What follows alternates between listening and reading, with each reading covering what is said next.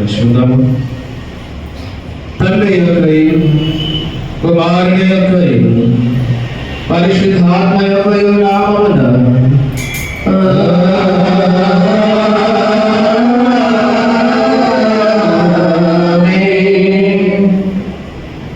నీ వెలుగును నీ సత్యమును బయలుదేరం చేయము. అవి నాకు ప్రవచకులు, అవి నీ పరిశుద్ధ పర్వతములకు నీ నివాస స్థలములకు నన్ను తోడుకొనవచ్చును. అప్పుడు నేను దేవుని బలిపీఠమునందు నాకు ఆనంద సంతోషములు కలుగు చేయు. దేవుని ఎదురు చేరదను. దేవా నా దేవా, సితారా వాయించుచు నీకు కృతజ్ఞతాస్తుతులు చెల్లించెదను.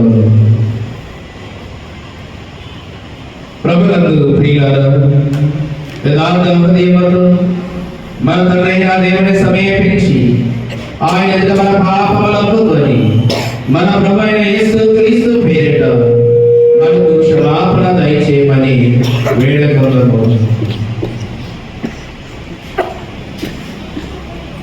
ప్రభువు నామము వలననే మనకు సహాయము కలుగుచున్నది. భూమి ఆకాశములను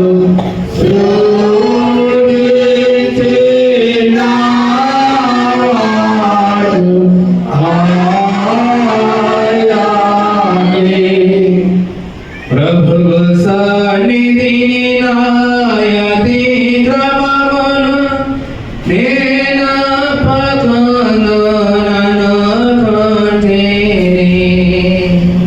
నీవు నా పాపదోషము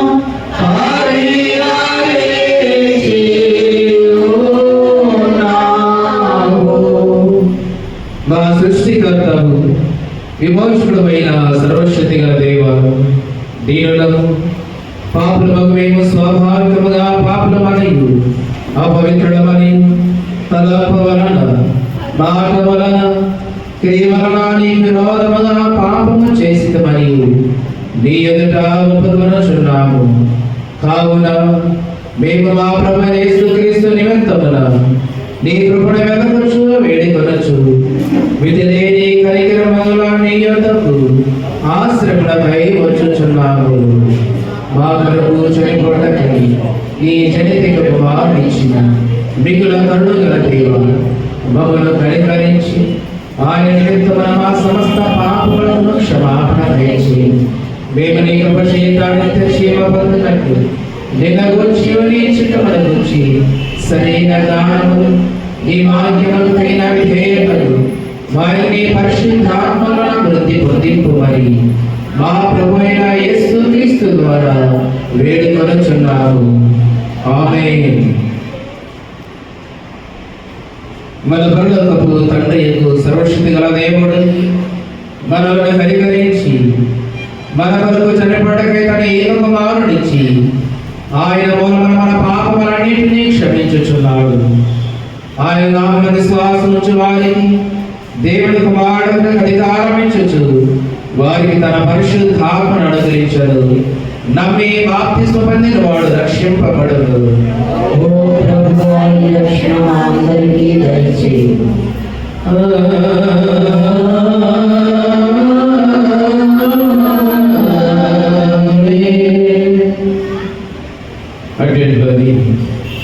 నాలుగవ ఆదివారం కొరకు ఏర్పాటు చేయబడిన ప్రారంభ గీతంలో చదవగలుగుతాము. అటువంటి కాలంలోని నాలుగవ ఆదివారం కొరకు సిద్ధపరచబడిన ప్రారంభ గీతంలో చదవగలుగుతాము. అంతరిక్షమా మహావర్షము వర్షింపు, ఆకాశ మండలము నీతిని కురిపించుగాక. భూమి నెరవేలు విడిచి రక్షణ ఫలించుగాక. ఆకాశముల దేవుని మహిమను వివరించుచున్నవి. అంతరిక్షము ఆయన చేతి పనిని ప్రచురపరచుచున్నది. తండ్రి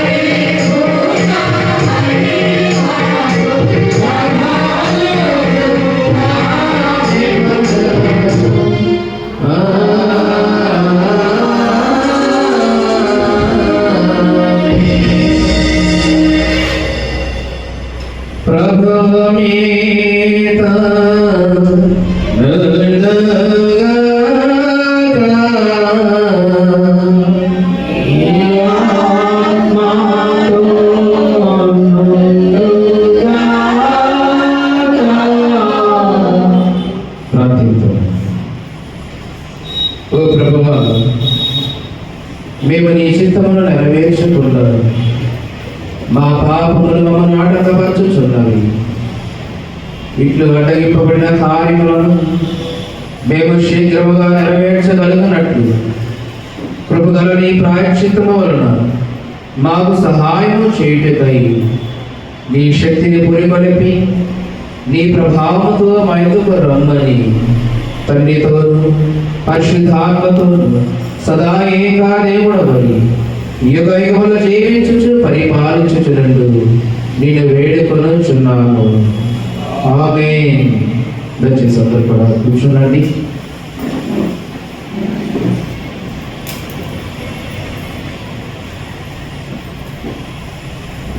ప్రభునందు ప్రియమైన క్రైస్తవ సంఘమా, దేవుని ప్రియులారా, అటువంటి కాలంలోని 4వ ఆదివారం వరకు ఏర్పాటు చేయబడిన పత్రికా సువార్త భాష్య భాగంలో చదువుతున్నాము.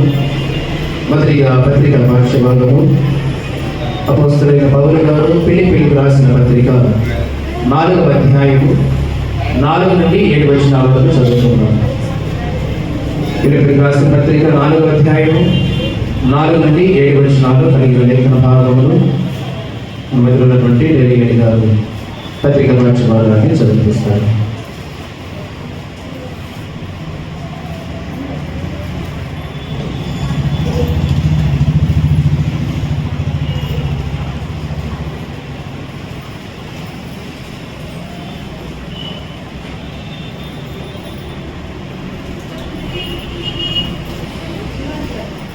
అడ్వెంట్ కాలంలోని 4వ ఆదివారం కొరకు ఏర్పాటు చేయబడినటువంటి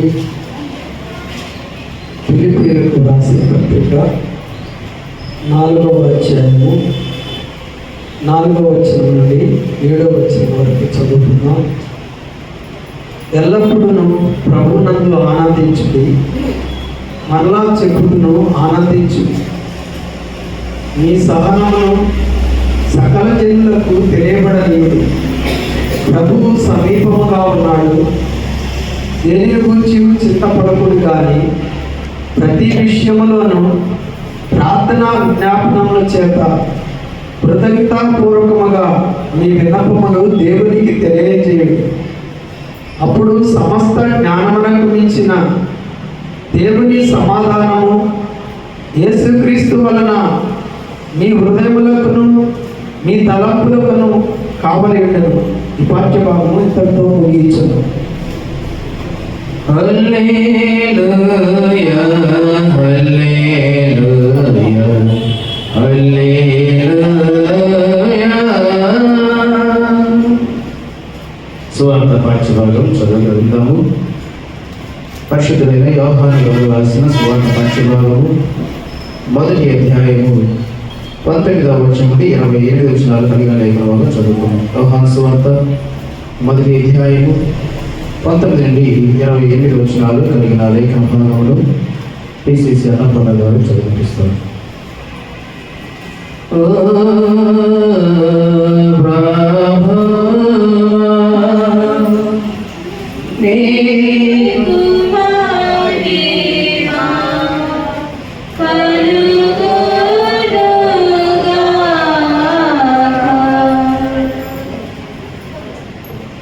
ఈ దినము కొరకు ఏర్పాటు చేయబడిన వాక్య భాగము యోహాను సువార్త మొదటి అధ్యాయము 19 నుండి 28 వరకు చదువుతుంది.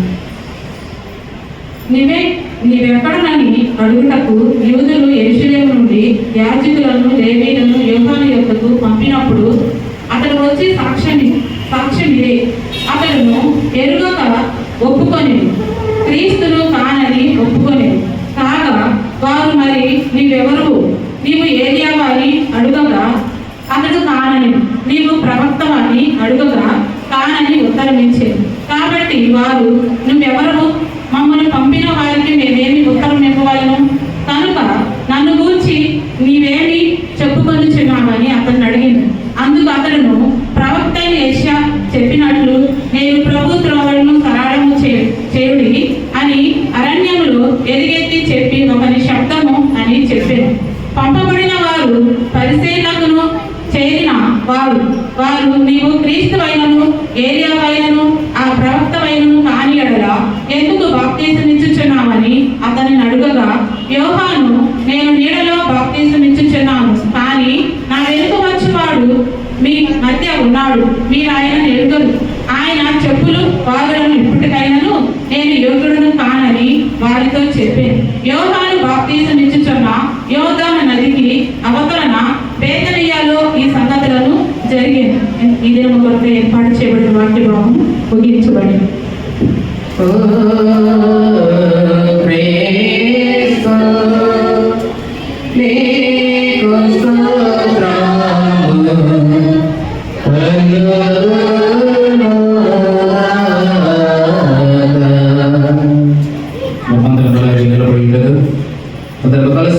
అపోస్తలుల విశ్వాస ప్రమాణము ఒప్పుకున్నాము. భూమి ఆకాశాలను సృజించిన సర్వశక్తి గల తండ్రి అయిన దేవుడిని నమ్ముచున్నాను.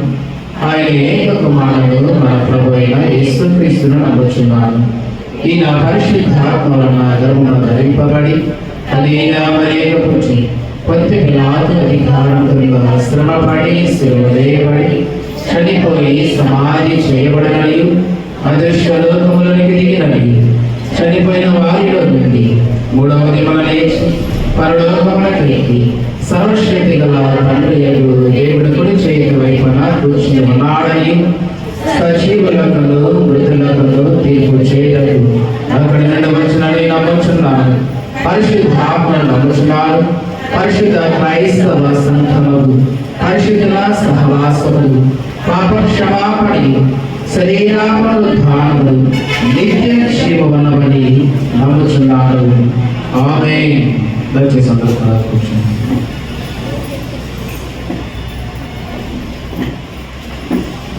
ప్రభునందు ప్రియమైన దేవుని సంగమా ప్రియులారా, సమయంలోని చదవబడినటువంటి పాఠ్యభాగం నుండి 10 నిమిషాలు మనమందరం కూడా దైవ సందేశాన్ని ధ్యానం చేయబోయే ముందుగా సమయంలో ప్రత్యేకమైన కీర్తన పాడుకుంటూ దేవుని నామాన్ని మహిమపరుచుకుందాము. ఆసక్తి కలిగిన వారు సమయంలో పాట పాడి వినిపించవలసిందిగా ప్రేమతో దేవులను ఆహ్వానిస్తూ ఉన్నారు. మరి సమయంలో ఎవరైనా ఆసక్తి కలిగిన వారు కీర్తన పాడి వినిపించిన తర్వాత దేవుని వాక్యాన్ని పెడదాం.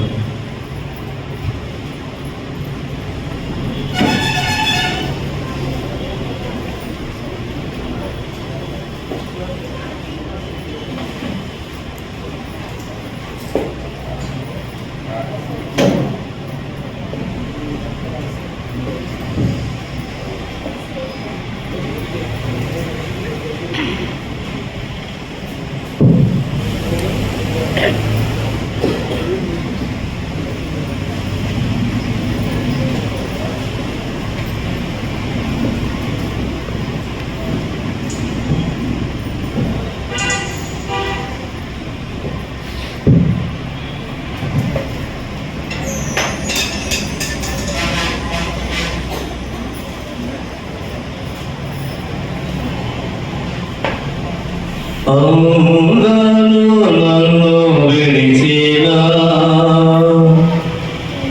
నీవు నన్ను విడువనంటివే. నా తల్లియు నీవే, నా తండ్రియు నీవే, నా తల్లి తల్లి నీవే సయ్యా.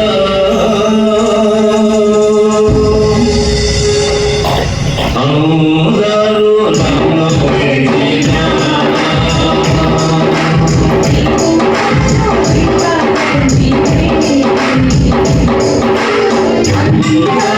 నన్ను విడిచినా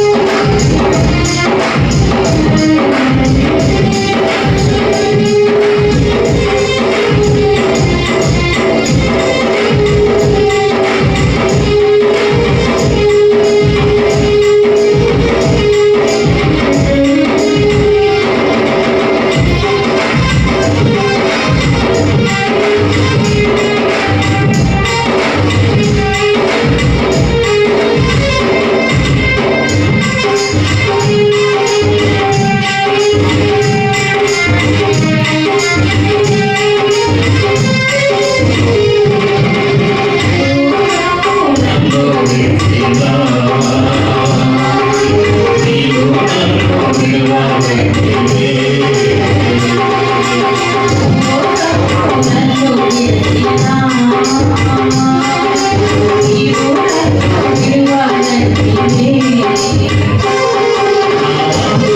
నీవే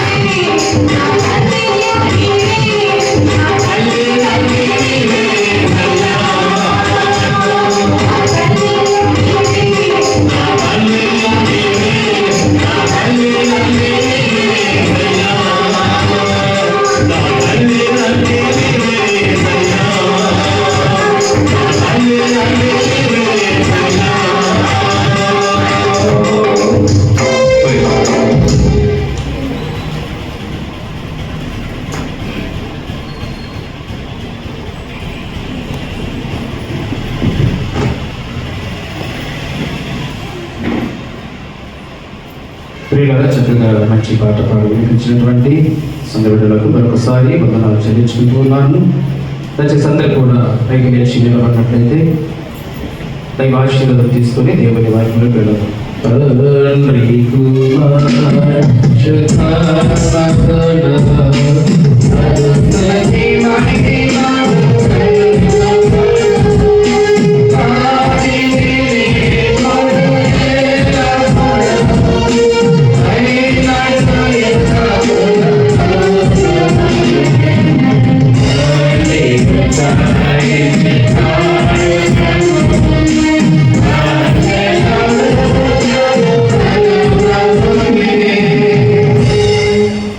తండ్రి కుమార దేవుని నుండి ప్రభు అయిన యేసుక్రీస్తు వారి నుండి కృపా సమాధానములు మీకు కలుగును గాక.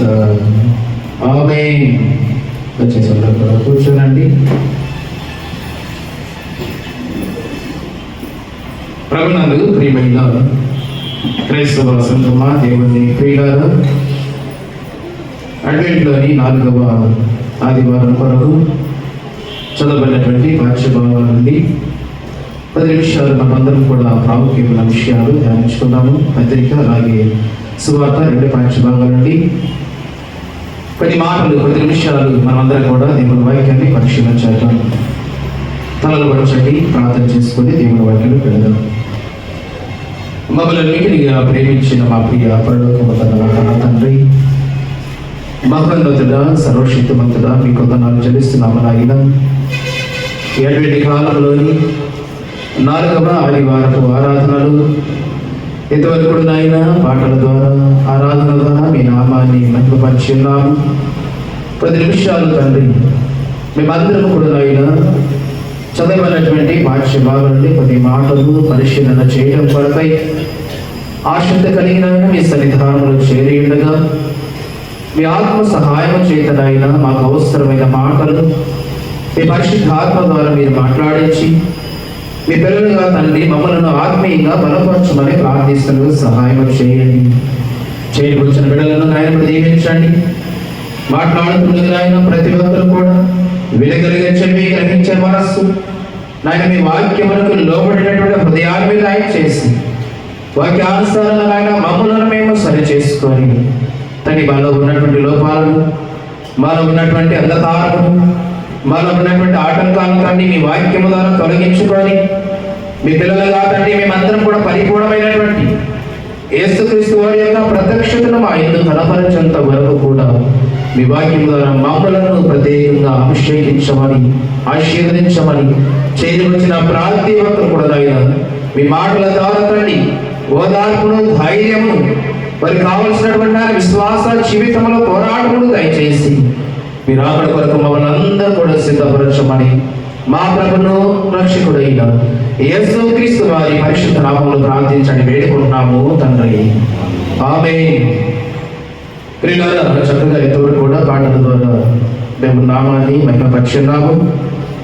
చదువుకున్నటువంటి పాఠ్య భాగం నుండి కొన్ని మాటలు 10 నిమిషాలు మనమందరం కూడా దైవ సందేశాన్ని పరిశీలన చేద్దాం. ఈరోజు మన అంశం ఏంటంటే ప్రభునందు ఎల్లప్పుడూ ఆనందించుడు. ఏంటంట? ప్రభునందు ఎల్లప్పుడూ ఆనందించుడి. ఎలా ఆనందించాలి? దేవుల్లో మనం ఎలా ఆనందించాలి? పిల్లల పిలిపిలికి రాసిన పత్రికలు అదే మనం చదువుకున్నటువంటి పాఠ్య భాగము 4వ అధ్యాయము 4వ వచనములు ఎవరున్నాడు అక్కడ? ఎల్లప్పుడూ ప్రభునందు ఆనందించుడి, మరలా చెప్పుదలు ఆనందించుడి. ఇదిగో మీరు ప్రభునందు ఆనందించాలంటే, ప్రభువులో మీరు సంతోషించాలంటే ఎవరినాడు కింద మాట? మీ సహనమును సకల జనులకు తెలియపరచనీయండి.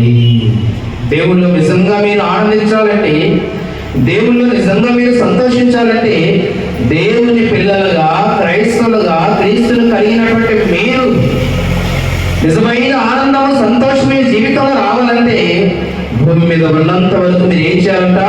మీ సహనాన్ని, మీ ఓర్పును, ఏమండి, మీ యొక్క దీర్ఘశాంతమును ఈ సమాజంలో కనపరచాలి, వారికి చూపించాలి. క్రీస్తు కలిగిన ఆనందము, క్రీస్తు పొందిన సంతోషం మీ జీవితంలో రావాలంటే కోపపడకూడదు, ఈర్ష్యపడకూడదు, అసూయ పడకూడదు, వ్యసనపడకూడదు. దీర్ఘశాంతముతో, సహనముతో, ఓర్పుతో మీరు ఎప్పుడైతే భూమి మీద క్రీస్తు కలిగినటువంటి ఆ సహనాన్ని మీరు సమాజానికి చూపించగలుగుతారో నిజమైన సంతోషం, నిజమైన ఆనందము క్రీస్తు ద్వారా మీరు ఖచ్చితంగా పొందుతారు. అందుకే చెప్తున్నాడు అక్కడ, ప్రభువునందు ఆనందించండి. మరలా చెప్తాను, మీరు ఆనందించండి. మీకు సంతోషము, సమాధానకరమైన, ఆనందకరమైన కొత్త విషయాలు దేవుడు మీకు అనుగ్రహించబోతున్నాడు. మీకున్న విచారమును కొట్టివేసి, మీ దుఃఖదినములను తీసివేసి, దేవుడు మీ జీవితాల్లో నిరంతరం కూడా సంతోషాన్ని, ఆనందింపజేసే గొప్ప కార్యాన్ని మీ మధ్య జరిగించబోతున్నాడు కనుక, మీ విచారమును కొట్టివేయబోతున్నాడు కనుక, దేవుడు మీ దుఃఖదములన్నీ కూడా సమాప్తం చేయబోతున్నాడు కనుక, మీ ప్రతి కన్నీటి బాష్ప బిందువును దేవుడు తుడిచివేయబోతున్నాడు కనుక, మీకు విచారంగా ఉండద్దు, దుఃఖపడవద్దు, ఆనందించండి, సంతోషించండి. మరలా చెబుతున్నాడు, ఏమంటాడు అక్కడ? సంతోషించండి. ఇదిగో క్రీస్తు ద్వారా మీరు ఆనందం పొందుకునేంత వరకు, ఆ సంతోషం మీ జీవితంలో వచ్చేంత వరకు మీకు ఏమి అవసరమైనది? ఏమి అవసరమైందంట? సహనము, సహనము, దీర్ఘశాంతము, ఓర్పు. ఇవి మీరు కలిగి ఉంటే ఖచ్చితంగా క్రీస్తు ద్వారా పొందే సంతోషం ఎలా ఉంటుందో, యేసు క్రీస్తు ద్వారా పొందుకోబోయే ఆనందం ఎలా ఉంటుందో ఖచ్చితంగా మీ జీవితాల్లో మీరు రుచి చూస్తారు. ఏమండి, నమ్ముతున్నారు ఈ మాట? నమ్ముతున్నారు ఈ మాట? ఖచ్చితంగా మీ జీవితాల్లో సహించగలిగితే, మీరు ఓర్చుకోగలిగితే ఖచ్చితంగా దేవుని ద్వారా, ఆయన ద్వారా నువ్వు పొందుకునే ఆనందం, ఆయన ద్వారా నువ్వు పొందుకునే సంతోషం, నీ విచారమంతా కూడా కొట్టివేయబడి, నీ దుఃఖమంతా కూడా తీసివేయబడి, ఇదిగో దేవుడు మీ మధ్య ఒక గొప్ప కార్యాన్ని జరిగించబోతున్నాడు కనుక మీ దుఃఖ దినములన్నీ కూడా సమాప్తమయ్యే రోజు సమీపంగా ఉన్నది కనుక మీరు ఆనందించండి. మరలా చెప్పుతును, ఆనందించండి. ఎవరిపైన కోపపడవద్దు, ఎవరిపైన వ్యసనపడవద్దు, ఎవరిపైన విరోధంగా మాట్లాడవద్దు. దీర్ఘశాంతం కలిగి ఉండండి, సహనం కలిగి ఉండండి. దేవుడు మీ కొరకు సిద్ధపరచబడినట్లు మహా సంతోషకరమైన ఎవరి ఆనందము మీ జీవితంలో మీరు ఖచ్చితంగా పొందాలంటే, మీ కుటుంబంలో మీరు ఖచ్చితంగా మీరు రుచి చూడాలంటే మీ అందరికీ కూడా సహనము, సహనము, సహనము చాలా అవసరమైనది. చాలా అవసరమైనది, చాలా అవసరం. ఎందుకంటే బైబిల్ మనందరూ కూడా చూస్తాము. యాకోబు పత్రిక 5వ అధ్యాయము 7వ వచనంలో అంటాడు కదా, ఎవడి ఒక విలువైన పంట ఫలాన్ని, భూఫలాన్ని ఒక వ్యవసాయకుడు చూడాలంటే, తన కష్టానికి సంబంధించినటువంటి ప్రతిఫలాన్ని ఆ వ్యవసాయకుడు ఆశించాలంటే, ఒక వ్యవసాయకుడు ఎంత ఓపిక కలిగి, ఎంత ఓర్పు కలిగి ఉంటాడంటండి. యాకోబు పత్రిక 5వ అధ్యాయము 7వ వచనం ఏమంటాడు అక్కడ? సహోదరులారా, ప్రభువు రాకడ వరకు ఓపిక కలిగి ఉండండి. చూడండి, వ్యవసాయకుడు తొలకరి వర్షమును, కడవరి వర్షమును సమకూడు వరకు విలువైన భూఫలము నిమిత్తము ఓపికతో అమ్మా కాచుకొనొచ్చు, దాని కొరకు కనిపెట్టిన కదా. ఎంత ఓర్పుకుంటాడండి ఒక వ్యవసాయకుడు. తొలకరి వర్షం పడగానే భూమిలో విత్తనాన్ని విత్తుతాడు కదా. భూమిలో విత్తనాలు చల్లగానే వెంటనే మరలా ప్రతిఫలం కొరకు ఆశిస్తాడా? ఈరోజు చల్లి విత్తనములు తెల్లారి ప్రతిఫలం కోసం ఆశిస్తాడండి? ఆశిస్తాడా? అది అమాయకత్వం, మూర్ఖత్వం, అది స్వార్థం. భూమిలో విత్తనాలు చల్లి ఆ వ్యవసాయకుడు తాను పడిన కష్టానికి, తన పొలానికి పెట్టినటువంటి పెట్టుబడిని బట్టి, ఆ త్యాగాన్ని బట్టి విలువైన పంట వరకు ఎదురు చూడాలి. ఎదురు చూస్తూ తొలకరి వర్షము మొదలుకొని కడవరి చివరి వరకు, అంటే ఆ పంటకు కావాల్సినటువంటి చివరి వర్షం వరకు కూడా ఎదురు చూస్తూ, ఈ మధ్య కాలంలో ఆ పంటను పోషిస్తూ, దానికి కావలసినటువంటి ఆ సమస్తాన్ని కూడా అందిస్తూ, మందులు అందిస్తూ, వాటిని కాపు కాస్తూ ఎంత కష్టపడతాడు, ఎంత ఓర్పుతో ఉంటాడు, ఎంత సహనం కలిగి ఉంటాడు.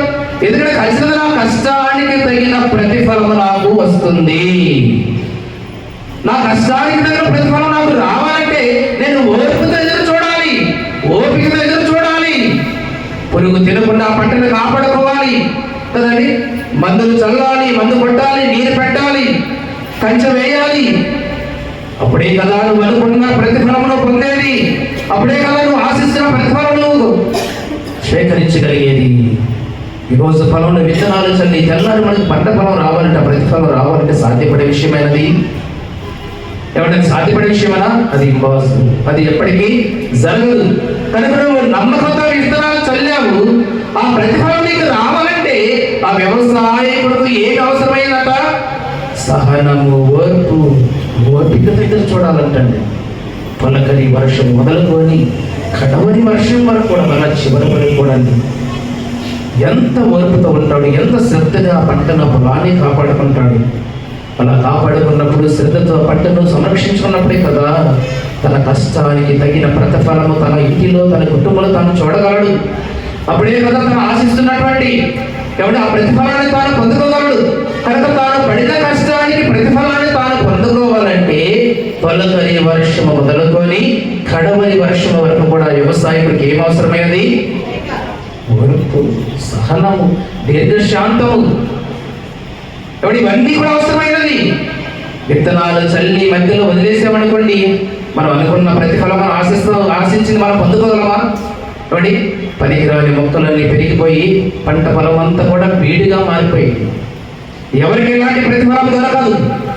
కనుక నువ్వు ఆశించినది పొందాలంటే, నువ్వు అనుకున్నది ప్రతిఫలాన్ని జీవితంలో రుచి చూడాలంటే, ఒక వ్యవసాయకుడికి ఓర్పు, సహనము ఎంత అవసరమైనదో దేవుల్లో కూడా నీవు నిజమైన ఆనందాన్ని, సంతోషాన్ని నువ్వు పొందాలంటే దేవుడి మీ అందరికి కూడా ఏం అవసరమైనది? సహనం. ఈ సహనం చూపించాలి సమాజాన్ని. ఈ కొరకు దేవుడు గొప్ప కార్యాలు అధికారం. మీరు ఆనందించండి, ప్రభునందు మరలా చెబుతున్న మరలా ఆనందించండి. దేవుడు మీ మధ్య గొప్ప కార్యం జరిగించబోతున్నాడు. మీ విచారణ కొట్టివేయబోతున్నాడు. మీ దుఃఖదేవుడు సమాప్తం చేయబోతున్నాడు.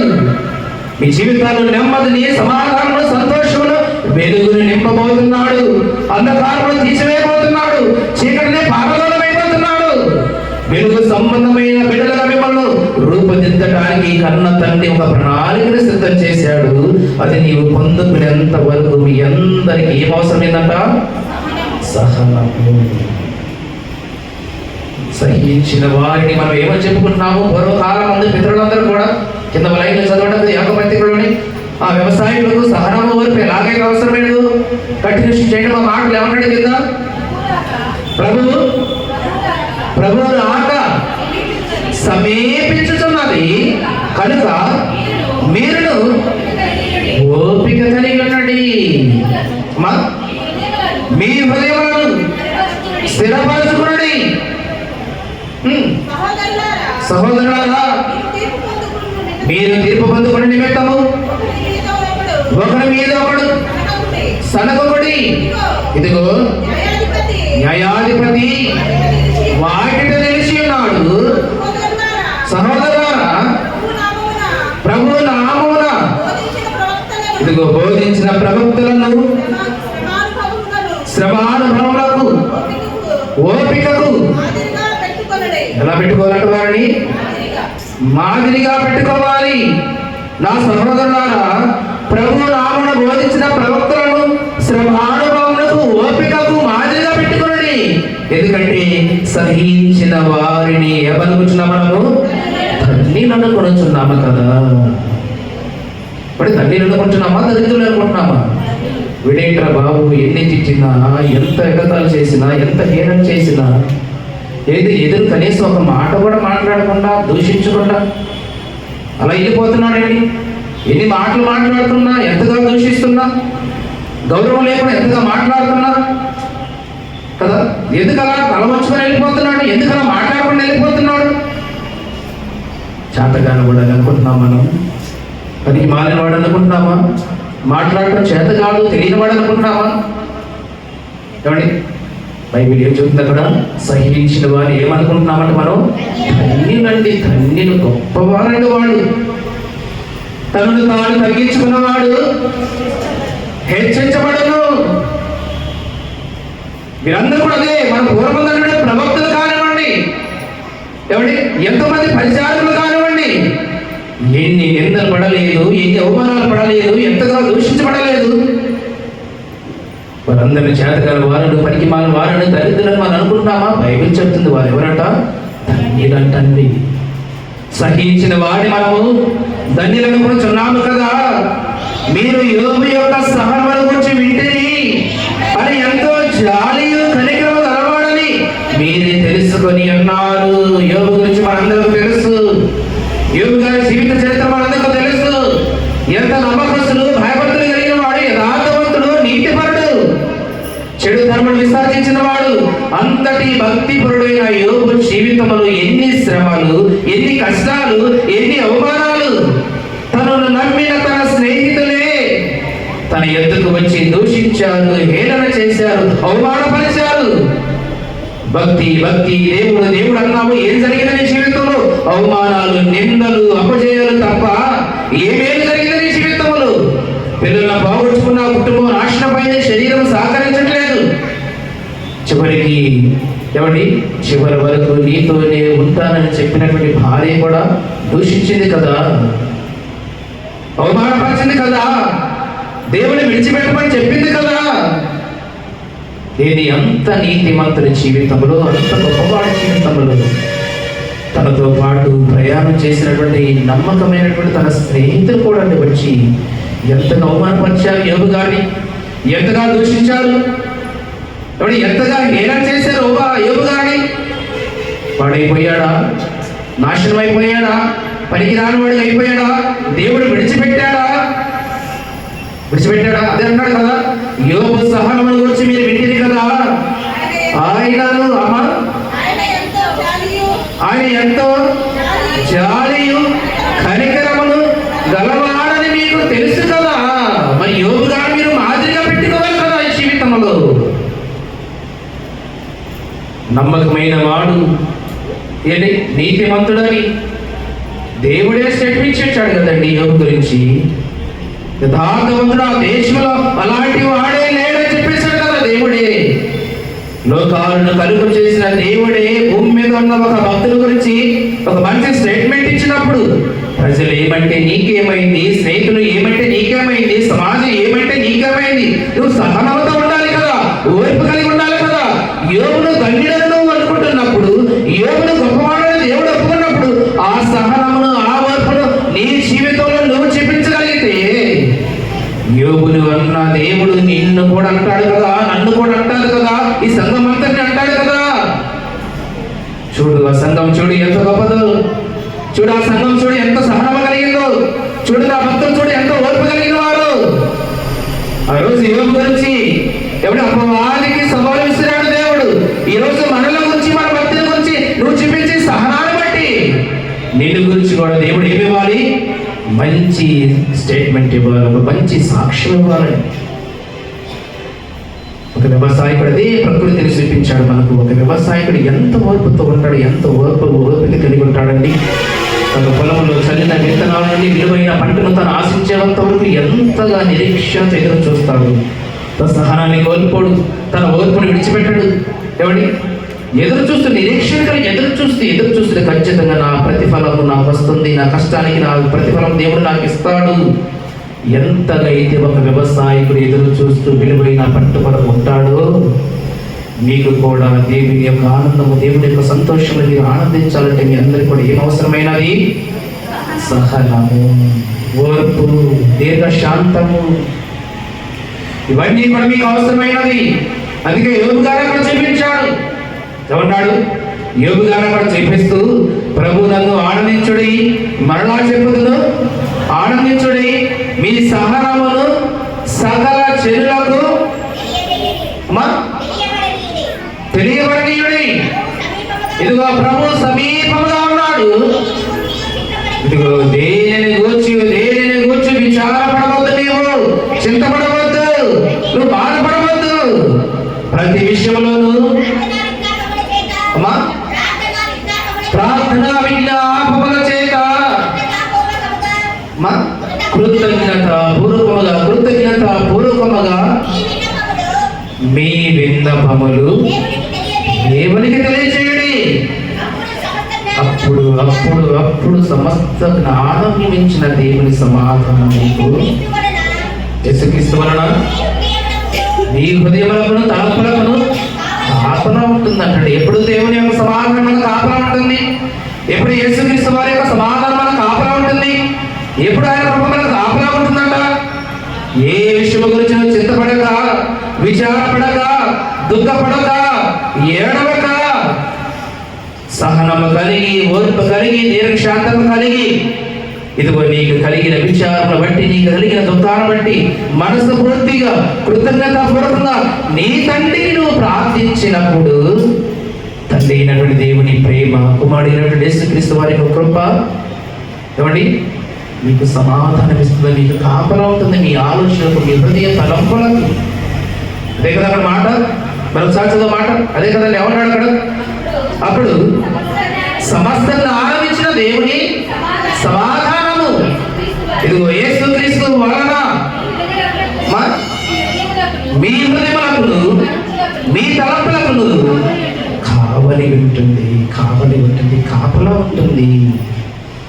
ఎప్పుడైతే మీరు దీర్ఘశాంతం కలిగి ఉంటారు, ఎప్పుడైతే మీరు సహించుకొని ఓర్పు కలిగి ఉంటారు, ఇది పరిచర్య, దేవుని యొక్క సేవ, దేవుని యొక్క పరిచర్య భారమైనది. ఈ భారమైన పరిచర్యలో వారి సామర్థ్యం కొలది దేవుడు అప్పగించబడినటువంటి ఈ పనిలో మనమందరికీ కూడా సహనము చాలా అవసరమైనది. ఒక మంచి కార్యం జరుగుతున్నప్పుడు, ఒక మంచి పనిని ప్రారంభిస్తున్నప్పుడు ఎన్నో ఆటంకాలు, ఎన్నో అపజయాలు, ఎన్నో నిందలు, ఎన్నో అవమానాలు ఇవన్నీ కూడా వస్తాయి. యోబు ఏ తప్పు చేశాడని అంత కార్యక్రమాలు వచ్చాయి తన జీవితంలో. కాబట్టి యోబు గారు ఏ అపరాధం చేశాడని, ఏ నేరం చేశాడని అంత కోల్పోయాడు, అంత నిరాశపడిపోయాడు, అని శ్రమలు ఎదుర్కొన్నాడు. ఏమండి నీతిమంతుడు కదా, యథార్థవంతుడు కదా, నాకేంటి శ్రమలు, నేను ఏ తప్పు చేయలేదే, ఏ పాపం చేయలేదే, ఏ నేరం నాలో లేదే, ఎవరికి నేను అన్యాయం చేయలేదే, ఎవరికి నేను కీడు తలపెట్టలేదే, ఎంత మంచిగా, ఇంత నమ్మకంగా, ఇంత యథార్థంగా భక్తి జీవితంలో ఉంటున్నా, దేవుడు ఏంటి నాకు ఈ నిందలేంటి, దేవుడు నా జీవితంలో శ్రమలేంటి, దేవుడు నా కుటుంబంలో ఎందుకు సమస్యలు ఇవన్నీ ఎందుకు కలిగించాడని చెప్పేసి ఏ రోజు విచారపడలేదే, ఏ రోజు దుఃఖపడలేదే, ఏ రోజు దేవుడు దూషించలేదే. ఏమండి సహించాడు, ఓర్చుకున్నాడు. తప్పుగా చూశాడు దేవుడు, యోబు గారిని తీసివేశాడా? రెట్టింపు దీవెనలు 42 చివరి మాట్లాడడం యోబు గ్రంథంలో. ఏదైతే కోల్పోయాడో, ఏదైతే తన జీవితంలో పోగొట్టుకున్నాడో, మొదటి కలిగిన దానికంటే అమ్మా రెండింతలు ఆశీర్వాదాన్ని దేవుడు అనుగ్రహించాడు యోబు గారికి. ఏ పోగొట్టుకున్నాడు? ఘనతను సంపాదించుకున్నాడు, గౌరవాన్ని సంపాదించుకున్నాడు దేవుళ్ళని. చూడండి ఆ మాటలు ఏమంటాడో చివరిలోని, యెహోవా యోబును మొదటి ఆశీర్వదించిన దానికంటే మరి అధికముగా ఆశీర్వదించాను. పోగొట్టుకుంటాడండి దేవుడు. విడిచిపెట్టాడా? యోబు చెయ్యి విడిచిపెట్టాడా? నమ్మకమైన వారు, యథార్థవంతులుగా, నీతిమంతులుగా, భయముతో, భక్తితో తన పనిలో మనం ఉన్నప్పుడు సమాజం విడిచిపెట్టొచ్చు, సమాజం వెలివేయొచ్చు, సమాజం దూషించొచ్చు, సమాజం హేళన చేయొచ్చు, ఈ తండ్రి విడిచిపెట్టడండి. అది అంటున్నాడు, ప్రభువు సమీపంగా ఉన్నాడు కనుక మీరు ఆనందించండి. మరలా చెప్పుతున్నాను, మీరు ఆనందించండి. ఎందుకు ఆనందించాలి? ఇదిగో మీకు సమీపంగా మీ దేవుడు ఉన్నాడు. మీ విచారణ కొట్టివేయబడడానికి రాబోతున్నాడు. మీ దుఃఖాన్ని కూడా సమాప్తం చేయడానికి రాబోతున్నాడు. దేవుడు నిన్ను జ్ఞాపకం చేస్తున్నాడు. నీ జీవితాల్లో సమాధానం, సంతోషం, నెమ్మదిని, దీర్ఘశాంతిని ఇవ్వడానికి రాబోతున్నాడు కనుక సహనముతో మీరు ఉండండి, ఓర్పు కలిగి మీరు ఉండండి, నెమ్మది కలిగి మీరు ఉండండి. ఇవి మీరు పొందాలంటే మనం ఏం చేయాలంట? యోబు పత్రిక 4వ అధ్యాయం 11వ వచనం ఏమంటాడు అక్కడ? సహోదరులారా ఏం చేయాలి? మనమందరం కూడా దేవుని సంతోషాన్ని పొందుకోవాలంటే, దేవుని ఆనందాన్ని మనం పొందుకోవాలంటే ఏం చేయాలంటే సహోదరులారా, ఒకరికి విరోధము ఒకడు మాటలాడుకుని తన సహోదరునికి విరోధముగా మాట్లాడి తన సహోదరునికి తీర్పు తీర్చువాడు ధర్మశాస్త్రములకు కూడా తీర్పు వ్యతిరేకంగా మాట్లాడి ధర్మశాస్త్రములకు తీర్పు తీర్చుచున్నాడు. నీవు ధర్మశాస్త్రముకు తీర్పు తీర్చినలా ధర్మశాస్త్రమును నెరవేర్చేవాడు కాక న్యాయమును విధించేవాడవైతివి. నీకు లేదు ఆ హక్కు. ఒకరిపై ఒకరు విరోధంగా మాట్లాడే హక్కు నీకు లేదు. ఎవరున్నారు దేవుడు అక్కడ? ఇదిగో ధర్మశాస్త్రమును నెరవేర్చేవాడు, ధర్మశాస్త్రమును బట్టి శిక్ష విధించేవాడు ఒక్కడే. ఆయనే యేసుక్రీస్తు ప్రభువు వారు. ఆయన రాబోతున్నాడు, విచారణ కొట్టివేయబోతున్నాడు. కనుక మీరు సహనము కలిగి, ఓర్పు కలిగి, దీర్ఘశాంతము కలిగి ఉండాలి. మీ సహనాన్ని సకల జనుల ఎదుగు తెలియపరచాలండి.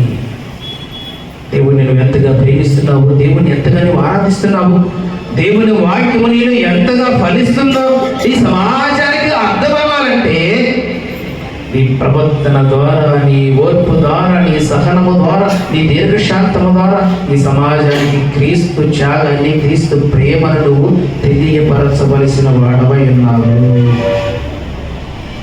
ఒకరిపై ఒకరు విరోధంగా మాట్లాడకూడదు, ఒకరిపై ఒకరు నేరాలు మోపకూడదు, ఒకరిపై ఒకరు సరగకూడదు, చాడీలు చెప్పుకోకూడదు. ఇది కాదు క్రైస్తవ జీవిత లక్షణము. ఇది కాదు క్రీస్తును కలిగి ఉండవలసినటువంటి మనము. ఎవరు ఏమన్నా, ఎవరు దూషించినా, ఎవరు హేళన చేసినా, ఎవరి కాని మాటలు, అనరాని మాటలు, చులకన భావంతో ఎవరు ఎన్ని మాట్లాడినా మనం అందరం కూడా ఏం చేయాలట వాటిని అన్న మాటకు మరొక 4 కల్పించుకొని ఎప్పుడు అవకాశం దొరుకుద్దా మాట్లాడదాము, అందామని పదన పెంచుకోవటం కాదు. లోపల క్రీస్తు ప్రేమను పంచుకోవాలంట. ఏ పెంచాలి లోపల? క్రీస్తు ప్రేమ. పగ కాదు, ద్వేషం కాదు. ఎప్పుడు వస్తుందో అవకాశం, సమయం వస్తుంది. నాకు కూడా 10 మందిలో నన్ను హేళన చేశాడు, అవమానపరిచాడు, నాకు సమయం వస్తుంది, నాకు అవకాశం వస్తుంది, అంతగా రెట్టింపు నేను కూడా తన పరువు తీయాలి, తన గురించి నేను మాట్లాడాలి అని లోపల పగ కాదు మనం పెంచుకోవాల్సింది. ఏం పెంచుకోవాలంట? ప్రేమ. క్రీస్తు ప్రేమ. ఈ శత్రువు పైన మీకు కోపం ఉంటే, ఎవడి నీ శత్రువు పైన మీకు పగ ఉంటే ఎప్పటివరకు ఉండాలి? అది సూర్యుడు అస్తమించే లోపు నీ కోపం కూడా తీరిపోవాలి. సమయాన్ని బట్టి, సందర్భాలను బట్టి, పరిస్థితులను బట్టి మనుషుల మధ్య ఇవన్నీ కూడా వ్యతిరేకమైన భావాలు వస్తూనే ఉంటాయి. అపవాది ఏదో ఒక విధంగా సంఘాన్ని గలిబిలి చేస్తూ ఉంటుంది. ఆవేశంలో, కోపంలో నువ్వు అన్న మాటలు బట్టి మరలా ఏమైపోవాలి? సూర్యుడు అస్తమించే లోపు నీ కోపం నీలో ఉండకూడదు, సమాధాన పడాలి వారితోటి. ఇది కదా క్రీస్తు నేర్పించిన భావం మనకి. ఇది కదా యేసుక్రీస్తు వారి ప్రపంచానికి నేర్పించినటువంటి జ్ఞానము. క్రైస్తవులలో ఈ భావాలు లేకపోతే, క్రైస్తవ సమాజంలోనే ఎవరి ఈ విదేశాలు లేకపోతే ఇక దేవుని ఎరగనటువంటి మనుషులు ఎలా ఉంటుంది ఈ ప్రేమతత్వం? క్రీస్తును అంగీకరించినటువంటి వారు ఎలా ఉంటుంది క్షమాగుణం? ప్రాణం తీసే వారిని కూడా ప్రేమించాడు కదా యేసుక్రీస్తు. మరి ఆయన పిల్లలు మనం చెప్పుకుంటున్నాం కదా, మనము ఆయన వారసులు మనం చెప్పుకుంటున్నాం కదా, ఆయన ఉన్న లోకానికి మనం వెళ్ళాలని అనుకుంటున్నాం కదా. మరి ఏది ఆయన ఉన్న త్యాగం నీలో ఏది? ఆయన ఉన్న క్షమాపణం నీలో ఏది? ఆయన ఎవరిపైనా పగ పెంచుకోలేదే, కోపం పెంచుకోలేదే. ప్రాణం తీసే శత్రులు కూడా ఏమన్నాడు? తండ్రి మీరేమి చేయించున్నారు, మీరు ఎరుగరు కనుక వీరిని క్షమించు, వీరిని ఏది ప్రాణం తీసేవాళ్ళని కూడా క్షమించమని క్రీస్తు చెప్పాడు. కనీసం మాట్లాడి దుర్భాషలాడిన వారిని కూడా మనం క్షమించలేమా? ఆ క్షమాపణ మనలో రాదండి. సూర్యుడు అస్తమించి లేపు నీ కోపం ఏముండాలి? కోపం నీలో ఉండకూడదు, ఇక సమాధాన పడిపోవాలి. క్రీస్తు ప్రేమ నీలో ఉంటే, నిజంగా క్రీస్తు వాక్యము నీలో ఫలిస్తే, ఆ వాక్యానికి ప్రతిఫలము, ప్రతిరూపం ఏంటో తెలుసా? క్షమాపణ, క్షమాపణ, ప్రేమ, ప్రేమ. ఇవి కనబడాలి మన జీవితాల్లో. ఇవి మన జీవితాల్లో రావట్లేదంటే దేవుడు దేవుని వాక్యం నీలో ఉంది తప్ప అది ఫలించట్లేదు. అది ఫలింపచేసే క్రమంలో నీ జీవితాన్ని మార్చుకోవట్లేదు. అంజూరపు చెట్టు ఉంది, ఎంతకాలం ఉన్న ఆకారానికి ఉంది తప్ప ఏమి లేదు దానిలో. యేసుక్రీస్తు వారు ప్రతిసారి వెళుతున్న ప్రతిసారి గమనిస్తున్నాడు. ఏ రోజైనా దీనిలో ఫలాలు వస్తాయేమో, ఏ రోజైనా దీనిలో పూత వస్తుందేమో, ఏ రోజైనా దీనికి ప్రతిఫలం వస్తుందేమో అని చెప్పేసి ఆ గ్రామంలో ఎన్ని మాడు ప్రయాణం చేస్తూ ఆ చెట్టు వైపు చూసినా, ఎప్పుడు ఎంత చూసినా, ఎంతకాలం చూసినా ఏమైంది? ఫలములు లేని చెట్టు వలి.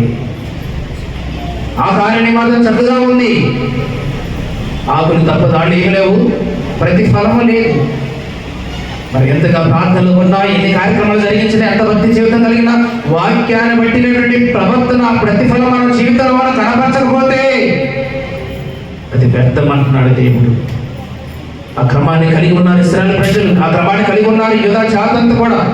అందుకే వాడిని హెచ్చరించడం కొరకై, వాడిని గద్దించడం కొరకై యేసుక్రీస్తు వారు వస్తున్నాడు, ఆయన మార్గాన్ని సిద్ధపరచడం కొరకై ముందుగా వచ్చినటువంటి ప్రవక్తే బాప్తిస్మం ఇచ్చు యోహాను గారు. ఆయన వచ్చి వాళ్ళందరినీ యొక్క పాపముల గురించి ఒప్పింపజేస్తూ, లోకాన్ని ఒప్పింపజేస్తూ యేసుక్రీస్తు నామముల వారికి బాప్తిస్మం ఇస్తూ ఉండగా, సువార్త ప్రకటిస్తూ ఉండగా ఆయన కీర్తి పేరు ప్రపంచ దేశాలంతా కూడా వ్యాప్తి చెందుతున్న విషయం తెలుసుకున్నటువంటి యూదులందరూ కూడా యాజకులను, పరిచర్యలను, అయ్యా ఇప్పుడు వచ్చి బాప్తిస్మం ఇస్తున్నాడు, అసలు ఎవరు ఆయన, ఏ ప్రవక్త, అసలు ఏ అధికారం ఉంది ఆయనకి, మీరు వెళ్ళి కనుక్కొని రండి ఆయన దగ్గరికి వెళ్ళి. దేని గురించి చెప్తున్నాడు ఆయన? పాపం గురించి తెలియజేస్తూ, లోకాన్ని ఒప్పింపజేస్తూ యోధారణలో యూదా ప్రజలందరూ కూడా బాప్తిస్మం ఇస్తున్నాడు. ఈ విషయం తెలుసుకున్నటువంటి యూదా పెద్దలందరూ కూడా వాళ్ళ సాంప్రదాయాలు ఎక్కువ కదండి, కట్టుబాట్లు ఎక్కువ కదా. కాబట్టి దేవుని వాక్యం కంటే, దేవుడి ఇచ్చిన ధర్మశాస్త్రం కంటే వారు అనుకున్న కట్టుబాట్లు, వారి మూఢ విశ్వాసము చాలా బలంగా వారు ఆశ్రయిస్తారు. ఎవరు పడితే వాళ్ళు వచ్చి ప్రకటిస్తే, సువార్త చేస్తే, బాప్తిస్మం ఇస్తే వాళ్ళు ఒప్పుకునేవాళ్ళు కాదు.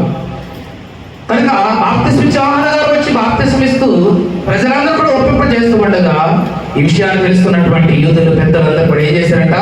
యాజకులను, చదవండి యోహాను సువార్త, యాజకులను నీవెవడమని అడుగుటకు యూదులు యెరూషలేము నుండి యాజకులను, లేవీయులను యోహాను వద్దకు పంపినప్పుడు అతడు ఇచ్చిన సాక్ష్యము, అతడు ఎరుగనక ఒప్పుకోలేదు. నీకు ఏ అధికారం ఉందని బాప్తిస్మం ఇస్తున్నావు? అసలు నువ్వెవరు? నువ్వు క్రీస్తువా, ఏలియావా, ప్రవక్తవా? ఏ అధికారంతో నువ్వు బాప్తిస్మం ఇస్తున్నావు మా యూదా ప్రజలకు? ఏ అధికారం ఉందని నువ్వు పాపములో ప్రక్షాళన కలిగిస్తున్నావు? అసలు ఎవరవయ్యా నువ్వు? ప్రవక్తవా, లేదా యేసుక్రీస్తువా, లేకపోతే ఏలియావా? ఎందుకు ఈ మాటలు వాళ్ళు అడిగారంటే ప్రియులారా, ఎందుకు పెద్దలు, యూదా పెద్దలందరూ కూడా యాజకులను పంపించారు. యాజకులు ఎవరు? యెరూషలేము దేవాలయంలో లేవి వంశానికి చెందుతూ ధర్మశాస్త్రాన్ని ప్రతి శనివారం బోధించినటువంటి వాళ్ళు. కనుక మీకు తెలియకుండా, ఇక్కడ వాక్యం ఉంది కదా, మీకు తెలియకుండా ఎవరో ఒక ఆయన వచ్చి వాక్యాన్ని ప్రకటిస్తున్నాడు, ఎవడి పాపాన్ని ఒప్పింపజేస్తున్నాడు, బాప్తిస్మం ఇస్తున్నాడు. అసలు ఆయన ఎవరు? ఏ అధికారం ఉంది? ఒక ప్రవక్త, లేకపోతే యేసుక్రీస్తు, లేకపోతే ఏలియా గారా? ఎందుకు ఆలోచన వారికి వచ్చిందంటే ద్వితీయోపదేశకాండములో ద్వితీయోపదేశకాండములో దేవుడు ఒక ప్రవచనాన్ని చెప్పాడు కదా, 18వ అధ్యాయము, ద్వితీయోపదేశకాండము 18వ అధ్యాయము 15-17 వచనాలు మనం చూడగలిగితే, ఎందుకు వీళ్ళందరూ కూడా యోహాను దగ్గరకు పోయి అడగటానికి కలిగిన కారణం ఏంటంటే ప్రియులరా, మీకు ఒక ప్రవచనం ఉంది ధర్మశాస్త్రంలో, ఒక వాక్యం ఉంది. ఏంటంటే ఆ వాక్యం?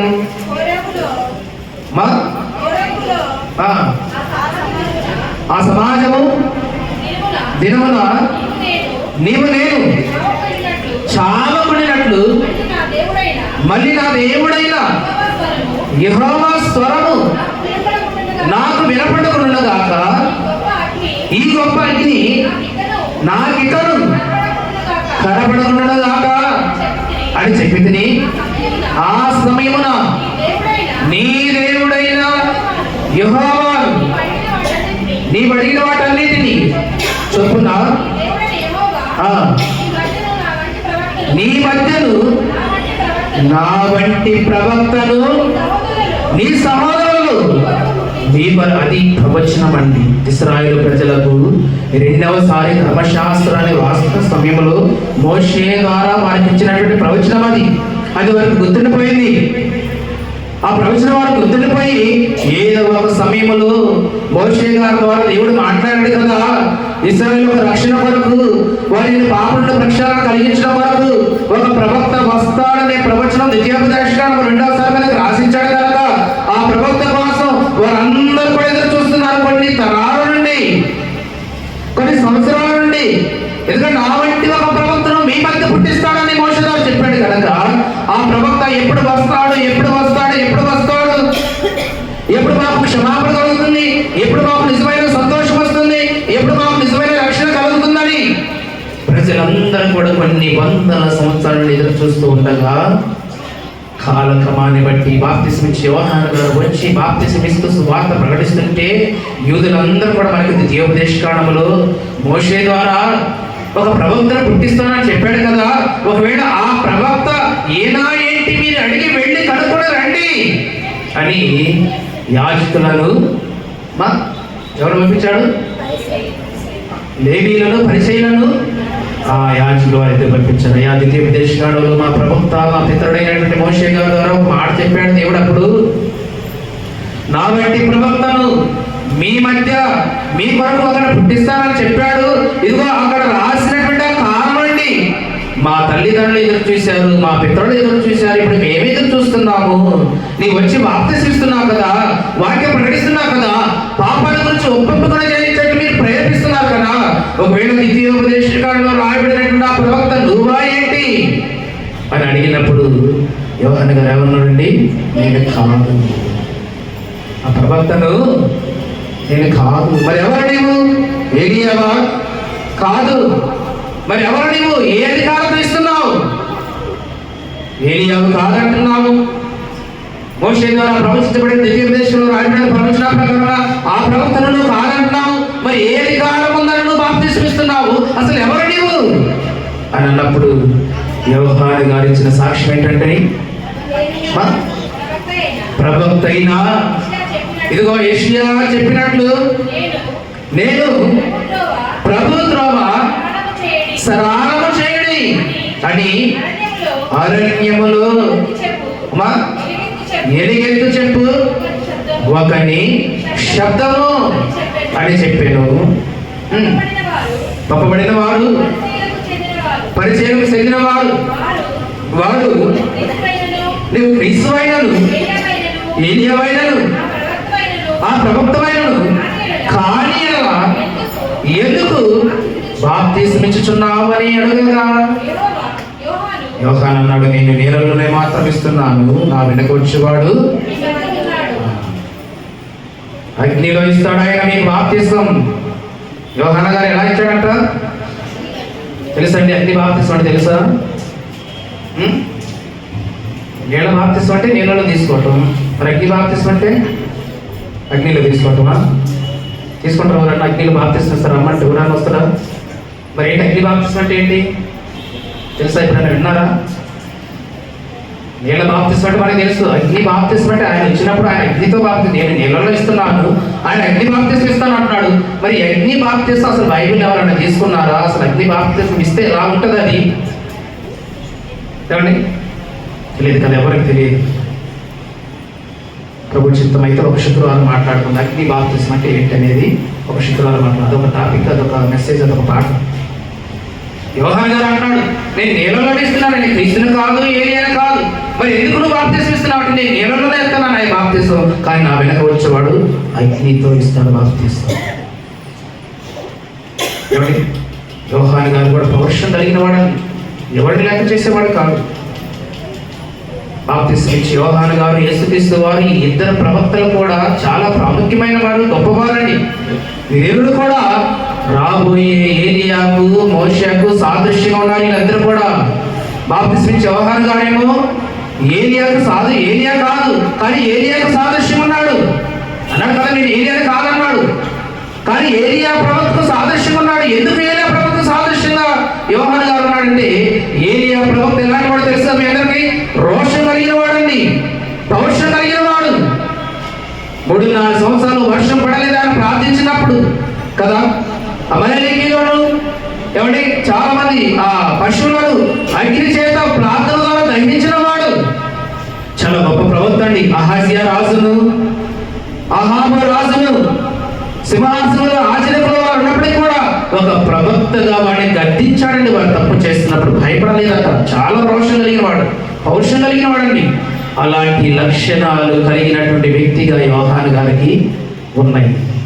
ఏలియాలో ఏ పౌరుషమైతే ఉందో వాక్యం గురించి, ఏలియా గారికి ఏ తప్పునైతే ఉందో వాక్యం గురించి, ఇవన్నీ రిఫరెన్స్ చాలా ఉన్నాయి. నేను చదవడానికి సమయం లేదు కనుక రాజుల మొదటి గ్రంథంలో ఏమండి చూడండి, త్వరగా మీకు తర్వాత చదువుకోండి, రిఫరెన్స్ చేసి చెప్తాను. రాజుల మొదటి గ్రంథము 17వ అధ్యాయము 21వ అధ్యాయము 17-24 నుంచి మనం చూస్తాం. అక్కడ అహాబు రాజును గద్దిస్తాడు. రాజుల 2వ గ్రంథం 1వ అధ్యాయం 16 నుంచి 13వ అధ్యాయం మనం చూస్తాం. అక్కడ అహజ్యా రాజు అంటే వాడు తప్పు చేస్తున్నప్పుడు రాజులని కూడా చూడకుండా వాడిని గద్దిస్తాడండి దేవుడి ద్వారా, దేవుడి వాక్యం ద్వారా. అంత రోషం కలిగిన వాడు, అంత పౌరుషం కలిగిన వాడు. ఇదిగో ఆ లక్షణాలు పొందుకొని వచ్చిన వాడే బాప్తిసమిచ్చు యోహాను. ఈయన కూడా చాలా పవర్ఫుల్ ప్రవక్త. అందుకన్నాడు స్త్రీల కలిగిన వారిలో బాప్తిసమిచ్చు యోహాను కంటే గొప్పవాడు. ఏలియా గారికి ఏ పౌరుషం అయితే ఉందో పరిచర్యలో, ప్రవచనాలలో అలాంటి లక్షణాలు సేమ్ బాప్తిసమిచ్చు యోహాను గారు ఉన్నాయి. ఆయన కూడా యూదా సమాజాన్ని ఎవడి సర్ప సంతానమా ఏమన్నాడు? సర్ప సంతానమా రాబో ఉగ్రత నుండి తప్పించుకోవడానికి మీకు బుద్ధి చెప్పిన వాడెవడు? మారు మనసుకు తగిన ఫలమును మీరు భయపడలేదండి. ఒక ఏలియా గారు ఆ రోజు ఎలాగైతే పౌరుషంగా, రోషంగా దేవుని ప్రవచనాలను, దేవుని వాక్యాలను ప్రకటించేవాడు, అదే లక్షణాలు కలిగిన వాడు ఉన్నాడు. బాప్తిసమిచ్చే యోహాను కూడా యూదా సమాజం అంతటా ఏమన్నాడు? మా సర్ప. ఫిలిప్పు భార్య విషయంలో కూడా తప్పు చేసినప్పుడు నువ్వు చేసిన తప్పు అని ఏ రోజుని గద్దించాడండి. ఎవరిని లెక్క చేసేవాడు? దేవుడే నా పక్షం అంటగా, దేవుడు చెప్పమన్న మాట నేను చెప్పాలి. చివరికి తన చిరఛేదనం చేయబడ్డాడు, తల నరికివేయబడింది బాప్తిసమించు. అయినా నువ్వు భయపడలేదు. ఎవరి రోషం కలిగిన వాడు. అందుకే ఆ రోజు ఏలియా గారు ఎలాగైతే రోషం కలిగిన వాడుగా, పౌరుషం కలిగిన వాడిగా దేవుని ప్రవచనాలను, దేవుని సమాజాన్ని దేవుని వైపు మళ్లించడానికి ఎంతగైతే రోషంగా, పౌరుషంగా ప్రకటించాడో, ఇదిగో సేమ్ అదే లక్షణాలు కలిగిన వాడుగా బాప్తిసమిచ్చే యోహాను గారు ముందుగా వచ్చాడు. అందుకే యేసుక్రీస్తు వారు ఆయన గురించి ఒక మాట అంటూ మాట చెబుతూ మత్తయి సువార్త 11వ అధ్యాయము 14వ వచనంలో మాట అంటాడు. చూడండి, మత్తయి సువార్త 11వ అధ్యాయము 14వ వచనంలో ఏమంటాడు? అక్కడ ఇదిగో ఈ సంగతులు అంగీకరించుటకు మీకు మనసుంటే రాబో ఏలియా ఇతడే. ఎతడు ఎవరి గురించి చెబుతున్నాడు? యేసుక్రీస్తు బాప్తిసమిచ్చే యోహాను గురించి చెబుతున్నారు. మీరు అనుకుంటున్నారు కదా ఏలియా వస్తాడు, ఏలియా వస్తాడు, ఏలియా వస్తాడు మరొకసారి అని మీరు అనుకుంటున్నారు కదా. ఇదిగో మీకు వాక్యాన్ని అంగీకరించే మనసు ఉంటే, అర్థం చేసుకునే ఆలోచన ఉంటే ఆ ఏలియా ఎవరో కదా, ఇదిగో ఇతడే యోహాని. ఆయన ఎలాగైతే పౌరుషంగా ప్రకటించాడు, తప్పుని ఖండించాడు, రాజుల సహితాన్ని ఖండించి బుద్ధి చెప్పాడు, ఇదిగో సేమ్ అదే లక్షణాలు కలిగిన వాడు బాప్తిసమిచ్చే యోహాను. సర్వ సంతానమని సమాజాన్ని ప్రశ్నించాడు, ఏ రోజు తప్పు చేసినప్పుడు గద్దించాడు, ఎవరికి భయపడలేదు. మీకు మనస్సుంటే అంగీకరించడానికి ఇదిగో రాబో ఏలియా ఇతడే. క్రీస్తు వారికి మార్గాన్ని సిద్ధపరచడానికి వచ్చిన వాడు బాప్తిసమిచ్చే యోహాను గారు. అందుకే ఆయన ఒప్పుకున్నాడు, నేను ఏలియా కాదు, కానీ ఏలియా ఆత్మను పొందుకొని ఏలియాలాగా పౌరుషం కలిగి ప్రకటించడానికి వచ్చిన వాడు, తప్పును ఖండించడానికి వచ్చిన వాడు. ఏమండి? తప్పును ఖండించడానికి వచ్చిన వాడు బాప్తిసమిచ్చే యోహాను గారు. ఏలియాకు సాదృశ్యంగా ఉంటే మరి తన వెనక వచ్చేవాడు నాకంటే ప్రముఖుడు అన్నాడు కదా, నాకంటే గొప్పవాడు అన్నాడు కదా, నాకంటే ముందుటవాడు అయినాడు కదా. మరి యేసుక్రీస్తు వాడు ఎవరికి సాదృశ్యం ఉన్నాడు? మోషేకు సాదృశ్యం ఉన్నాడు. ఎందుకు మోషేకు సాదృశ్యం ఉన్నాడు? మోషే ఎలాంటి వాడు? సాత్వికుడండి. బాప్తిసమిచ్చే యోహాను సర్ప సంతానం అని గర్తించలేదు యేసుక్రీస్తు వారు. ఆయనేమో ఏలియాకు సాదృశ్యం ఉంటే యేసుక్రీస్తు వారు ఎవరు సాదృశ్యం ఉన్నాడు? మోషేకు. మోషే ఎలాంటి వాడు? సాత్వికుడు, ఇల్లంతటిలో నమ్మకమైన వాడు. అందుకే సాత్వికాన్ని బట్టి, సహనాన్ని బట్టి, ఓర్పును బట్టి ప్రపంచాన్ని జయించాడు యేసుక్రీస్తు వారు. ఏమండి? ప్రపంచాన్ని బట్టి ఎలా అనుకోవాలండి? మనం మోషే గారికి సాదృశ్యంగా యేసుక్రీస్తు వారిని మనం ఎలా చెప్పుకోవాలంటారా? అపొస్తలుల కార్యములు 7వ అధ్యాయము 37 వచ్చి చూడ ఒకసారి ముగించుకుందాం. అపొస్తలుల కార్యములు 7వ అధ్యాయము ఒకసారి మాట చూడండి ప్రియులారా. నాలాంటి ఒక ప్రవక్తను దేవుడు మీ సహోదరులు మీకు పుట్టించను అని ఇదిగో ఇశ్రాయేలుతో చెప్పిన మోషే ఇతడే. ఎవరితో చెప్తున్నాడు ఆ సందర్భం? అపోస్తులైన పేతురు గారు కదా మాట్లాడుతుంది. పేతురు చెప్తున్నాడు ఆ మాటలు. పైన చూడ మాట 7వ అధ్యాయంలోనే అపోస్తుల కార్యములు 7వ అధ్యాయము క్లియర్గా ఇంకా అర్థం అవ్వాలండి. చూడండి, అపోస్తుల కార్యములు 7వ అధ్యాయము ఏ వచనం మనం చదువుకున్నాం ఇప్పుడు? 37వ వచనం మనం చదువుకుంది. 35 చూడమ్మా. అందుకు ప్రభువు, నీ చెప్పులు విడుము, నీ నిలిచిన చోట పరిశుద్ధ భూమి, ఐగుప్తులనున్న నా ప్రజలు దురవస్థను నేను నిదానించి చూచితిని, వారి మూలలు పెట్టిని, వాడు విడిచిపెట్టినప్పుడు దిగి వచ్చి ఉన్నాను. రమ్ము, నేనిప్పుడు నిన్ను ఐగుప్తుకు పంపుదునని అతనితో చెప్పాను. అధికారిగాను తీర్పరిగాను నిన్ను నియమించిన వాడు ఎవడని వారు నిరాకరించిన ఈ మోషేను అతని పొదలు కనబడి దేవదూత ద్వారా దేవుడు అధికారిని గాను విమోచకుడుగాను నియమించి పంపాను. అతడు ఐగుప్తులో ఎర్ర సముద్రంలో 40 ఏళ్ళు అరణ్యములో మహత్కార్యములు సూచక్రియలు చేసి వారిని తోడుకొని వచ్చను. నా వంటి యొక్క ప్రవక్తను దేవుడు మీ సహోదరులు మీకు పుట్టించును అని ఇశ్రాయేలుతో చెప్పిన మోషే. ఇది అపోస్తులైన పేతురు గారు యూదులతో ఇశ్రాయేలు ప్రజలతో చెప్తున్నటువంటి మాట అండి. యేసుక్రీస్తు ఎవరు అనుకుంటున్నారు? మీ కొరకు ఒక నాయకుని పుట్టిస్తానని చెప్పాడు కదా ద్వితీయోపదేశ కాండములో.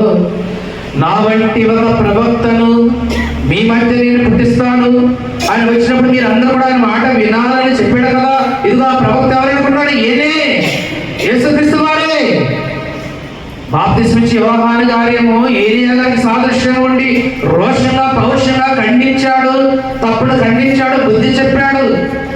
రాజులను అయినను, అధిపతులను అయినను, అధికారులను అయినను ఎవరికి తల వంచక భయపడగా దేవుడు చెప్పమన్న ప్రవచనాన్ని ధైర్యంగా ప్రకటించి వారి తప్పును ఖండించాడు. మరి మోషే సాత్వికుడు కనుక ఇదిగో మోషేకు సాదృశ్యంగా యేసుక్రీస్తు వారు వచ్చాడు. ఈయన కొడుతున్నా, తిడుతున్నా, ప్రాణం తీస్తున్నా ఏం చేస్తాడట? క్షమాపణ, క్షమాపణ, క్షమాపణ, క్షమించుట. ఏమంటాడు? క్షమించడం అండి. చివరి వరకు కూడా తన రక్తపు చివరి పొట్టు చిందించే వరకు కూడా యేసుక్రీస్తు వారు క్షమించమని కోరుకున్నాడు తప్ప ఎవరిని క్షమించలేదు. ఆ క్రీస్తును కలిగి మనం ఉంటున్నాం. ఏమండి? అందుకే ఈరోజు క్రీస్తు ద్వారా తండ్రి సంతోషించాడంటే ఏంటి? ఆనందించాడంటే ఎవరు? ఈయన నా ప్రియ కుమారుడు, ఈయన యందు నేను. ఆయనను బట్టి తండ్రి సంతోషించాడు. క్రీస్తుని బట్టి తండ్రికి సంతోషం కలిగింది. ఆయన ప్రవర్తన బట్టి, జీవితాన్ని బట్టి దేవుడికి సంతోషం కలిగింది. మరి ఆయన పిల్లలమని చెప్పుకుంటున్నాం కదా మనం అందరం కూడా. ఆయన ద్వారా రక్షణ పొందామని చెప్పుకుంటున్నాం కదా. ఆయన ద్వారా నీ పాపం నుండి ప్రక్షాళన కలిగిందని నమ్మి బాప్తిసం పొంది ధర్మంలోకి వచ్చావు కదా. మరి నిన్ను బట్టి నీ తండ్రికి సంతోషం కలగాలా? మరి నిన్ను బట్టి నీ తండ్రికి సంతోషం కలగొద్దా? బాధపడేవాడు ఉండాలని తండ్రి నీ పాటను బట్టి, నీ భక్తిని బట్టి, నీ ప్రార్థన బట్టి, నీ ప్రవర్తన బట్టి దేవుడు దుఃఖపడేవాడుగా ఉండాలా? బాధపడేవాడు ఉండాలా?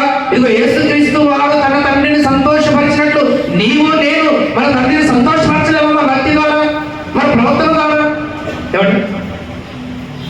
ఒకసారి ఆలోచించండి ప్రియుడ. అలా తండ్రి నిన్ను బట్టి, భక్తిని బట్టి ఆయన కూడా సంతోషించే విధంగా ఉండాలంటే మీ సహనములు సకల జనులకు తెలియపరచనీయండి. నిజమైన సంతోషం తండ్రికి అప్పుడే. ఒకరిపై ఒకరు సలుగు కొనవద్దు, ఒకరిపై ఒకరు వాదనలు పెట్టుకొనవద్దు. వాదనలు ఈ అన్న అయినటువంటి యేసుక్రీస్తు వారు ఏ పరిచయం చేశాడు భూమి మీద, ఈ సమాజాన్ని ఎలా మార్చాడు, ఎలా జయించాడు. ఆయన పిల్లలుగా, ఆయన తర్వాత వారసులుగా మనము కాబట్టి క్రీస్తు కలిగినటువంటి ఆ ప్రేమను, ఆ క్షమాగుణాన్ని మనము కూడా కలిగి, ఓర్పు కలిగి, కాబట్టి మనము కూడా చివరి వరకు మనం దేవునిలో నిలవగలిగినట్లయితే ఖచ్చితమైన ప్రతిఫలాలను ఆశిస్తాం, నిజమైన సంతోషాలను పొందుతామని. మీ ద్వారా తండ్రి సంతోషిస్తాడు, సమాజం సంతోషిస్తుంది.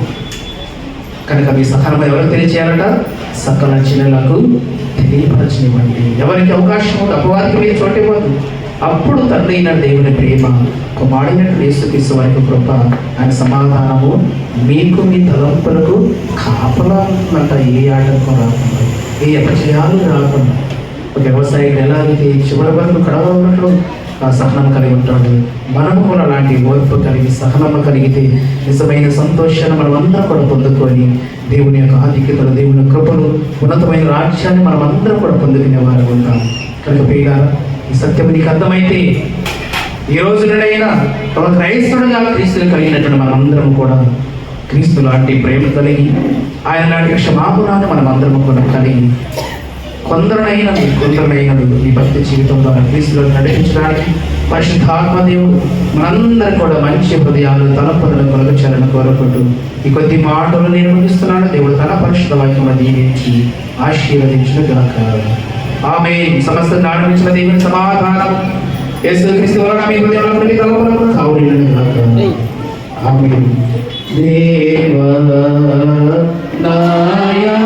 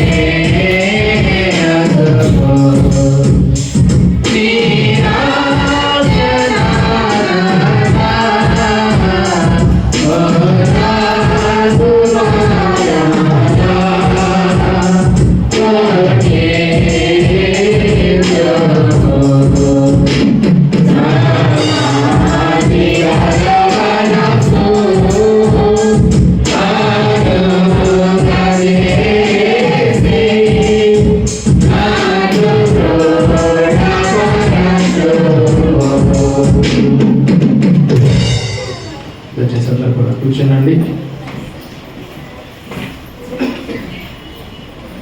ప్రియుల సమీపంలోని మృక్కుబడి కానుకలు, కృతజ్ఞత కానుకలు కూడా దయచేసి ముందుకు వచ్చితే ప్రార్థించుకున్నారు. మృక్కుబడి కానుకలు ఉన్నవారు, కృతజ్ఞత కానుకలు ఉన్నవారు దయచేసి ముందుకు వచ్చితే ప్రార్థించుకున్నాము.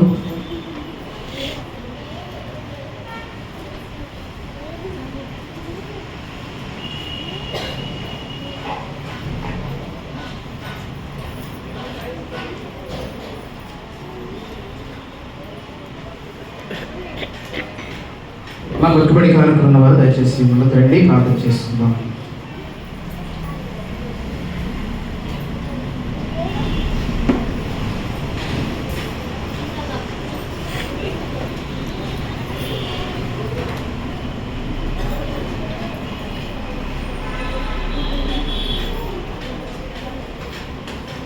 ప్రార్థించుకున్నాం.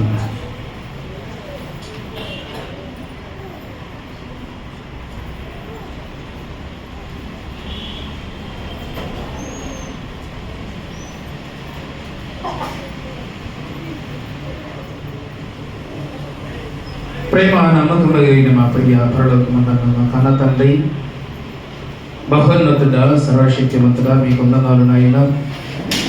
ప్రత్యేకమైనటువంటి పరిశుద్ధాదివార ఆరాధనలు ఈ సన్నిధానములైనా మీ పిల్లలుగా తండ్రి శిరస్సు వంచి నిలబడి ఉన్నారు తండ్రి. నిలబడిన బిడ్డలో తండ్రి మీ కన్న దృష్టిలో మరుగైన వారు కాదు ప్రభువా. వారి జీవితాల్లో వారు చేయగలుగుతారు నాయన. మీరు చేసిన మేలును బట్టి నాయన, వారు పొందుకున్నటువంటి గొప్ప కారణం బట్టి నాయన, బిడలో మరొక మిడల కృతజ్ఞత జీవితము కలిగి నా ప్రాణమా యెహోవాను సన్నతించము, నా అంతరంగంలోని సమస్తమైన పరిశుద్ధ నామమును సన్నతించమని ఆయన చేసిన మేలులలో దేనిని కూడా మరొక మన తండ్రి మీరు వాగ్దానం చేసిన రీతిగా బిడలో పొందుకున్న కార్యమును బట్టి ఆశ్చర్య విషయాలు బట్టి ఆయన ఎన్నో మేలుకరమైన సమాధానకరమైన సంగతుల బట్టి ప్రేమించి వారికి ఇచ్చిన సమృద్ధిలో శ్రేష్టమైన భాగాన్ని సమకూర్చిన ఆయన ఈ సన్నిధానంలో మృకబడి కానుకలుగా కృతజ్ఞత కానుకలుగా వారు గిప్పులు అయిపోయి ఉండగా తండ్రి ఏర్పడు మీరు దీవించండి, ఆశీర్వదించండి, మీ సేవలో ఫలింప చేయండి. 30 60 100 ఆయన మీరు ఆశీర్వదించమని ప్రార్థిస్తూ ఉన్నాను. ఇక్కడ ఆయన నిలబడినటువంటి తండ్రి ఏ విషయాలు కొరతగా ఉన్నవో కొద్దుగా ఉన్నవో తండ్రి ఎలాంటి సహాయం కొరకు ఎదురు చూస్తున్నారు, ఎలాంటి మేలు కలిగిన ఆయన నిరీక్షణతో ఆయన మీరు ఖచ్చితంగా వారి జీవితాలు నెరవేర్చగలరని విశ్వాసంతో ఉంటున్నారు. అటు కార్యాలన్నీ కూడా నేను వారి జీవితాలు బిడ్డల జీవితాలు సమృద్ధిగా నడిపించమని ప్రార్థిస్తూ ఉన్నాను. చేస్తున్న పడిబాటులు, ఉద్యోగ కార్యక్రమాలు, వ్యాపారాలు, సమస్త కార్యాలు కూడా మీరు తోడుగా ఉండి ఈ క్రిస్మస్ యొక్క దీవెనల ఆశీర్వాదము, ఈ పండుగ ఆనందము, సంతోషము వారి జీవితాల్లో బిడ్డల జీవితాల్లో మీరు సమృద్ధిగా పరలోక సంబంధమైన భౌతిక సంబంధమైన ప్రతి కార్యము కూడా నడిపించండి. క్షేమాన్ని, సమాధానం, సౌఖ్యమును, నెమ్మదిని, సంతోషమును, దీర్ఘశాంతి మీరు అనుగ్రహించిన ఆయన వారి జీవిత కాలం అతి బ్రతుకు దినములని కృపాక్షేమములు వారికి నీ కుటుంబాలు కలిగిన సమస్తానికి మీరు అనుగ్రహించి మహిమ పొందమని మా ప్రభును రక్షకుడైన యేసుక్రీస్తు వారి పరిశుద్ధ నామమును బట్టి ప్రార్థించండి వేడుకుంటున్నాము తండ్రి. ఆమేన్. తండ్రి, కుమార, పరిశుద్ధాత్మ త్రియేక దేవుని దీవెన సదాకాలము కుటుంబాలకు మీకు బిడ్డలకు కలిగిన సమస్తముకు చేస్తున్న ప్రతి కార్యం కూడా మేలుకరంగా మార్చడానికి పరిశుద్ధాత్మ దేవుడు సహాయం చేసి నడిపించునుగాక. ఆమేన్. సమయంలోని సంఘ కానుకల సేకరణ జరిగించుకుందాము.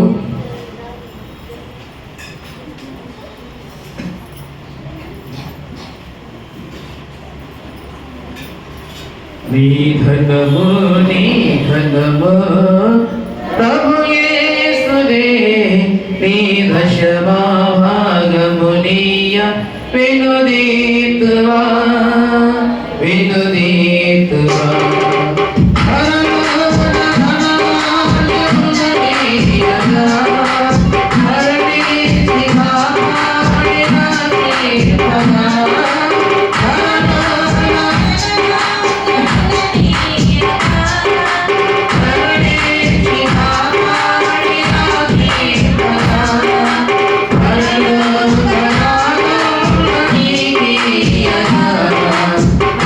Hare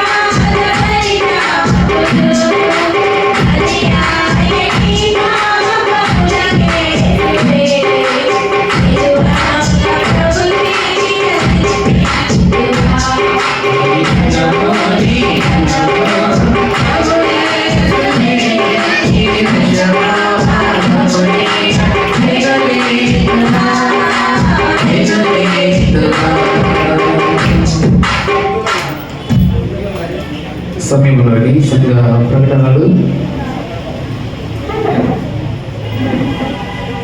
ట్రెజరర్ గారు మన మధ్యలో ఉన్నటువంటి ట్రెజరర్ గారి సమయంలో సంఘ ప్రకటనలు తెలియజేస్తారు.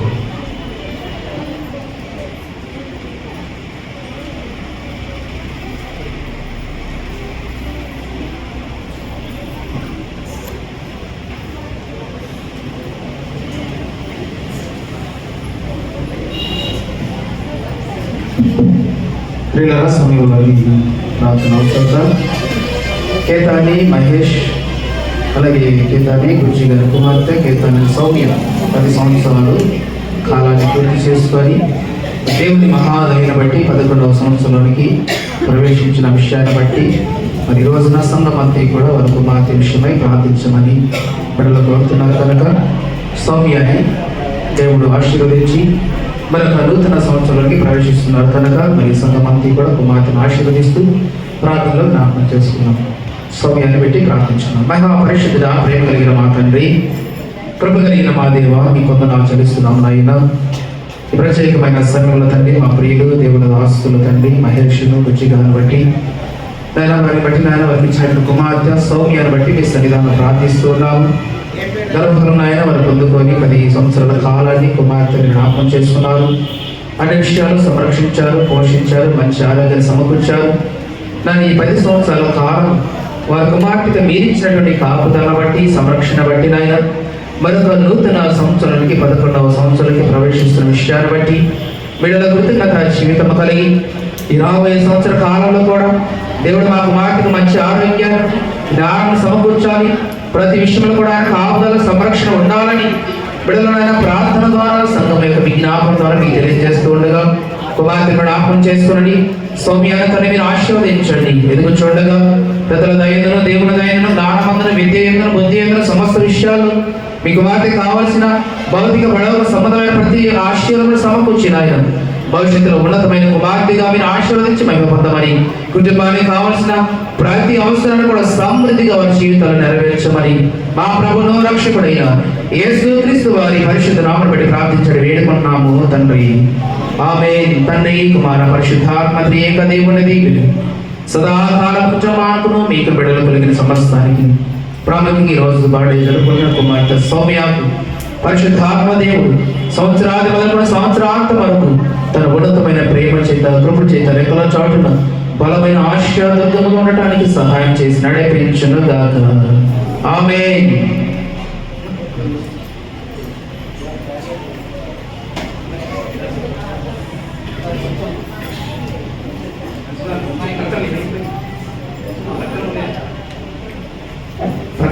చేసిన తర్వాత సమయంలోని ట్రెజరర్ గారు సంఘ ప్రకటనలో తెలియజేస్తారు.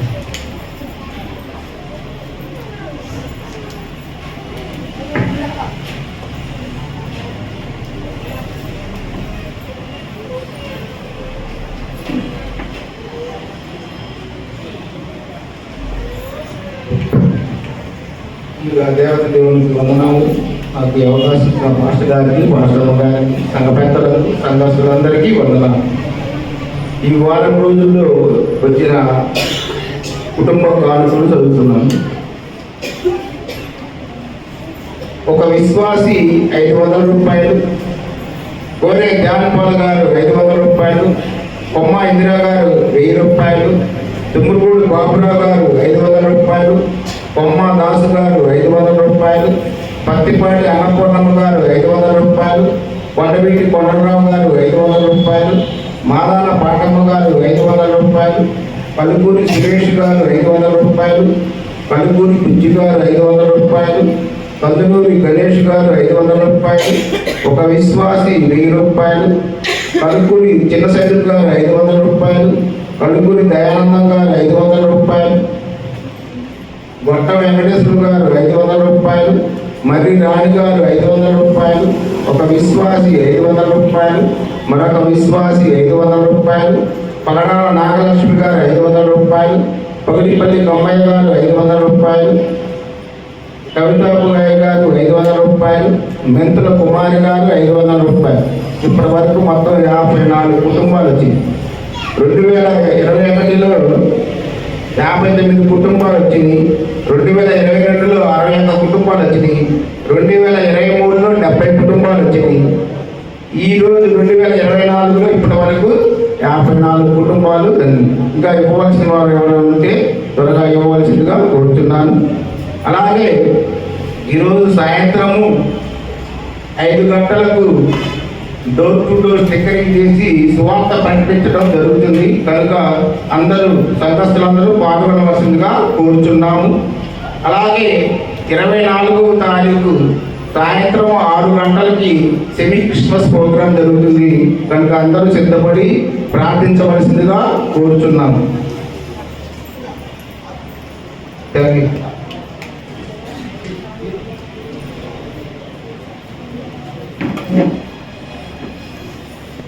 వీళ్ళ మంచిది చక్కగా సంఘ ప్రణాళికలు తెలియజేసినటువంటి ట్రెజరర్ గారికి ప్రత్యేకించి వందనాలు చెల్లిస్తున్నాను.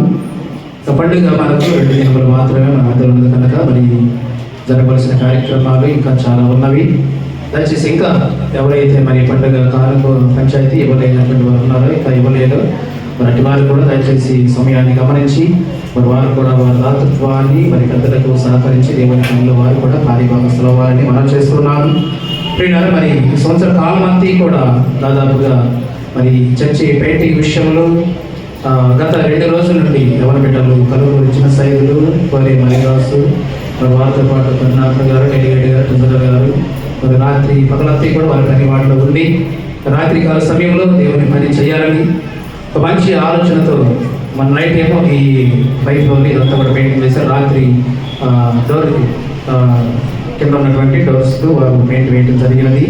దాదాపుగా 11 ఆ టైం వరకు కూడా మరి ఉన్నటువంటి ఆసక్తిని బట్టి దేవుని పనులు వారికి ఉన్నటువంటి మంచి త్యాగాన్ని బట్టి సంఘమంతి కూడా వారి నిమిత్తమై కుటుంబాల నిమిత్తమై ప్రార్థించవలసిందిగా మరొకసారి సంఘపక్షంగా వారికి హృదయపూర్వకమైన వందనాలు చెల్లిస్తూ ఉన్నాను. సంఘ కార్యక్రమాలు పనిని దృష్టిలో పెట్టుకొని ఈ పండుగకు మనకు సంతోషంగా అందరూ కూడా కార్యక్రమాలు జరిగించాలని వారందరూ కూడా కలిసి ఈ కార్యక్రమాల్లో పాలిభాగస్తులు అవ్వడానికి అందరూ కూడా సహకరించే వారు ఉండాలని మరొకసారి మీ అందరూ కూడా మనం చేస్తూ మరి ట్రెజరర్ గారు తెలియజేసిన రీతిగా ఈరోజు సాయంకాలం 5 గంటలకు మరి క్రిస్మస్ శుభాకాంక్షలు మనం నూతన సంవత్సర శుభాకాంక్షలు తెలియజేస్తూ డోర్ స్టిక్కర్స్ 2025కు సంబంధించి డోర్ స్టిక్కర్స్ మనం ప్రింట్ చేయడం జరిగినది. కనుక దయచేసి మీరందరూ కూడా ఆ విషయాన్ని కూడా గమనించాలి. ఈ సంవత్సర కాలంలో మనకి డోర్ స్టిక్కర్స్ అలాగే లెసన్ కార్డ్స్, క్యాలెండర్స్ ఇవన్నీ కూడా ఒక ఫ్యామిలీ నుండి మనకు దాదాపుగా చాలా పెద్ద మొత్తంలో ఖర్చు. వారు ఎంతో భక్తితో ఆసక్తి కలిగి ఈ కార్యక్రమాన్ని మనకు జరిపించడం జరిగింది. క్యాలెండర్స్ మనకి ఇచ్చినటువంటి వారు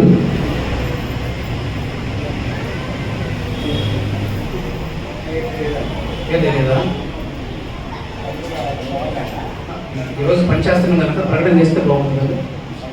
రోజు శక్తిలో పనిస్తున్నాం కనుక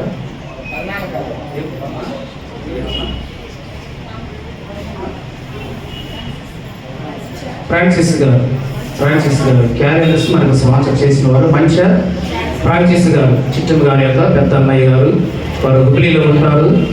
చక్కగా వారు ఎంత ఖర్చు అయినా పర్వాలేదు, నేను ఈ సంవత్సరం మన సంఘం తరఫున క్యారియర్స్ చేస్తానని వారు తెలియజేశారు. అనుకున్న రీతిగానే చాలా పెద్ద మొత్తంలో ఖర్చు పెట్టుకొని మరి క్యారియర్స్ వారి కుటుంబం నుండి ప్రింట్ చేయడం జరిగింది, స్పోకరించడం జరిగింది. కనుక మన సంఘమంతి కూడా మంచి ఫ్రాన్సిస్ గారి కుటుంబాన్ని బట్టి, వారికి ఇచ్చిన బిడ్డలు బట్టి, వారి ఉద్యోగాలు బట్టి ప్రార్థించవలసిందిగా ప్రేమతో అందరూ కూడా మనం చేస్తూ ఉన్నాము. అలాగే లెసన్ కార్డ్స్ కొండలరావు గారు వారి యొక్క తల్లిదండ్రులు అమ్మ నాన్నగారి పేరున లెసన్ కార్డ్స్ వారు ఏర్పాటు చేయడం జరిగింది. ఎందుకు ప్రాముఖ్యమైన కారణం ఏంటంటే వారు ఇప్పటికైనా క్రీస్తులని తెలుసుకోలేనటువంటి పరిస్థితులు ఉన్నారట. యేసుక్రీస్తులు వారు అంగీకరించలేదు, ఇంకా వారు అన్యులుగానే ఉన్నారు. కనుక మా నాన్నగారు అమ్మగారు కూడా ఈ సంవత్సరమైన మారు మనసు పొంది దేవుని అంగీకరించాలని ఒక మంచి ఒక ఆలోచనతో వారి పేరు మీద ఇవి స్పాన్సర్ చేస్తున్నా చెప్పేసి వారు తెలియజేయడం జరిగింది. కనుక వారి నిమిత్తమై కూడా వీరందరూ కూడా ప్రార్థించవలసిందిగా ప్రేమతో మనం చేస్తున్నాను. అలాగే డోర్ స్టిక్కర్స్ ఏమో చిట్టమ్మ గారు వారి కుటుంబం రండి ఇట్టం చిట్టమ్మ గారు కొండలరావు గారు వారి కుటుంబం నుండి డోర్ స్టిక్కర్స్ స్పాన్సర్ చేశారు కనుక మీరందరూ బట్టి మీరు ఈ 3 కుటుంబాలను బట్టి వారు చక్కగా దేవుడిని తెలుసుకొని వారు మనస్పతి ఇంకా దేవుళ్ళు వారు బలంగా వాడబడినట్లు సంఘమంతి కూడా వారి నిమిత్తమై ప్రార్థన చేయవలసిందిగా మరొకసారి మీ అందరూ కూడా మనం చేస్తూ ఉన్నారు. ప్రకారం సాయంత్రం 5 గంటలకు అమ్మ వీలైనంత వరకు యవనస్తులైనా స్త్రీలైనా రండి. ఆటో వెహికల్ పెట్టుకొని సువార్త ర్యాలీగా ఫస్ట్ పైన ఇందిరాగాంధీ మనం డోర్ టు డోర్ స్టిక్కర్స్ తీర్చవలసి ఉన్నది. రెండవదిగా 7 గంటలకు 7:30 గంటలకు మరి బంగ్లా సెంటర్లో ఉన్నటువంటి బ్రహ్మనాయుడు ఆడిటోరియంలోని సెమీ క్రిస్మస్ వేడుక జరుగుతుంది. ఈ రోజున పొల్లయ్య మాస్టర్ గారి ఆరాధ్య వారి ద్వారా ఎందుకు కూడా తెలుసు. పొల్లయ్య మాస్టర్ గారి ద్వారా ఈ రోజున సాయంకాలం 7 గంటలకు సెమీ క్రిస్మస్ వేడుకలు బంగ్లా సెంటర్లో ఉన్నటువంటి బ్రహ్మనాయుడు ఆడిటోరియంలో సెమీ క్రిస్మస్ వేడుకలు జరుగుతున్నవి కనుక వారి ప్రేమతో మనలను సంఘమంతుని కూడా ఆహ్వానించున్నారు. కనుక మనం ఈ కార్యక్రమాన్ని ఎర్లీగా ముగించుకొని మళ్ళీ వీలైనంత వరకు అందరం కూడా అక్కడికి వెళ్ళవలసిన వారమై ఉన్నాము. కనుక ఈ 2 విషయాలు నేను ఆహ్వానం చేసుకున్న సమయానికి ఈ పరిచయంలో మీరందరూ కూడా సహకరించాలని ప్రేమతో మీ అందరూ కూడా మనం చేస్తూ ఉన్నాను. ఎవరన్నా ఏ ప్రకటనలు ఏమి లేనట్లయితే క్షేత్రించబడిన కారణకు దేవుని సమర్పించుకుంటూ ప్రార్థన దైవాశ్రయంతో అందరూ కూడా సెలవు తీసుకుందాం.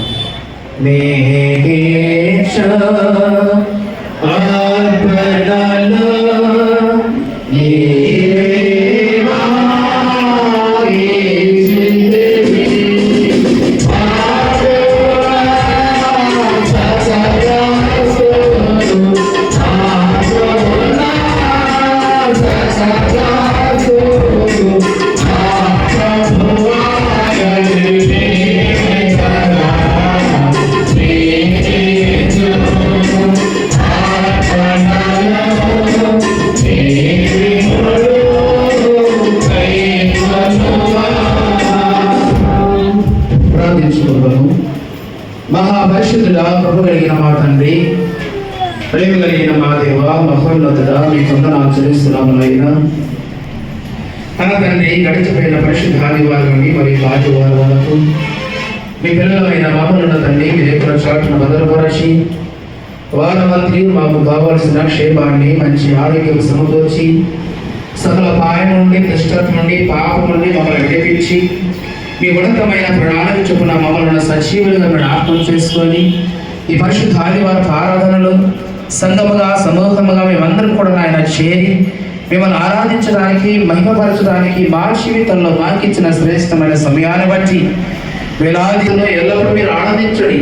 మీ సహనమును సకల జనులకు తెలియపరచని మీరు సెలవించిన రీతిగా తండ్రి దేవుల్లో నిజమైన సంతోషాన్ని ఆనందాన్ని తండ్రి మేమందరం కూడా నాయన చెవి చూడాలంటే నాయన ఈ జీవితకాలంలో అందరికీ ఈ భూమి మీద ఉన్నప్పుడు అందరూ నాయన ఎంత ఓర్పు కలిగి సహనము కలిగి ఎదురు చూస్తారు నాయన దేవుళ్ళు నిజమైన సంతోషాన్ని మేము చూడాలంటే క్రైస్తవులుగా మా అందరికీ ఈ పరిచయలు అంత సహనము ఓర్పు అవసరమైనది. ఇది కాకండి సహించిన వారిని ధన్యులను మేము చెప్పుకుంటున్నాము. ఈ రోజు గొప్పగారైన వారు ఉన్నతమైన రాజ్యంలో ఉన్నారు తండ్రి. పరదేశంలో నెమ్మది పొందుతున్నాడు ఆయన. భూమి మీద ఎన్నో శ్రమలను అనుభవించిన వాడు, ఎన్నో నిందలను భరించిన వాడు, ఎన్నో అవమానాలను చూసిన వాడు వారి జీవిత కాలంలో ఆయన మీకు మాట రెండవ దారి మీకు మాట ఆయన తనకు ముందుగా మార్గం సిద్ధపరచడానికి ఆ మార్గం సరాలం చేయి నిమిత్తమై యోహానుగా వచ్చాడు. తర్వాత కాలంలో యేసుక్రీస్తు వారు ఆయన మోషేకు సాదృశ్యం లోకాన్ని పంపించాడు. ఆయన ఎవరిని గర్తించలేదు తండ్రి, ఎవరిని నాయన విడివేయలేదు, ఎవరిని విడిచిపెట్టలేదు తండ్రి, ఎవరిని దూషించలేదు నాయన, ఎవరిని శత్రులుగా భావించలేదు తండ్రి. ఎవరు దూషించినా, ఎవరు హేళన చేసినా, ఎవరు నిందించినా, అవమానపరిచినా, కొట్టినా తన ప్రాణాలు తీసుకున్నారని తెలిసి కూడా తండ్రి మీ కుమారుడు మోషే లాంటి సాత్వికము కలిగిన వాడై ప్రేమతో సమాజాన్ని క్షమించగా, ఎవరికి శత్రులుగా భావించగా సహించి సహించి సహించి ఆ భాగ్యాన్ని మేము కూడా చూడాలి తండ్రి. ఆ భాగ్యాన్ని మేము కూడా కోల్పోకూడదు తండ్రి. ఆ మహాలోకాన్ని క్రీస్తు ఉన్నటువంటి మహాలోకాన్ని మేము కూడా చూడాలంటే నాయన మా జీవితాల్లో కూడా యేసు క్రీస్తు వారికి ఉన్నటువంటి సహనము అవసరమైనది. యేసు క్రీస్తు వారికి ఉన్నటువంటి క్షమాగుణం అవసరమైనది. యేసు క్రీస్తు వారికి ఉన్నటువంటి ప్రేమాగుణం అవసరమైనది తండ్రి. ఫలించే వారిగా మీ పడ్డారు నాయన. అంజూరపు చెట్టు లాగునైనా పేరు మాత్రం ఆహారం మాత్రం క్రైస్తవులుగా పిలువబడకూడదు నాయన. మా జీవితాల్లో క్రీస్తు ప్రేమను చూపించాలి, మా జీవితాల్లో క్రీస్తు త్యాగాన్ని చూపించాలి, మా జీవితాల్లో లేకులను క్రీస్తుకు నడిపించే వారికి ఉండాలి నాయన. అంటే సహనములు, ఓర్పులు, దీర్ఘశాంతములు ఈ సమాజంలో సకల ప్రజలకు మేము చూపించగలిగినప్పుడే నిజంగా క్రీస్తులో ఉంటే ఎంత ఆనందమో, వాక్యం కలిగి ఉంటే ఎంత సంతోషమో, వాక్యం ఉన్నటువంటి కుటుంబాలు ఎంత సమాధానం ఉంటాయో తండ్రి ప్రత్యక్షంగా మేము చూడగలము. అట్టి ధన్యతను, అట్టి గొప్ప భాగ్యాన్ని ఈ మాటలు విన్న మా అందరికీ మీరు అడిగించమని ప్రార్థిస్తున్నాం. గెలిచండి సంఘంలో ప్రతి కుటుంబాన్ని జ్ఞాపకం చేసుకోండి. ఎవరి జీవితాలు, కుటుంబాలు నెమ్మది లేక సమాధానం, సంతోషంగా ఉంటున్నాయి తండ్రి. అంటే జీవితం మీ వెలుగుతోనే ప్రసరణ చేయమని ప్రార్థిస్తున్నాము.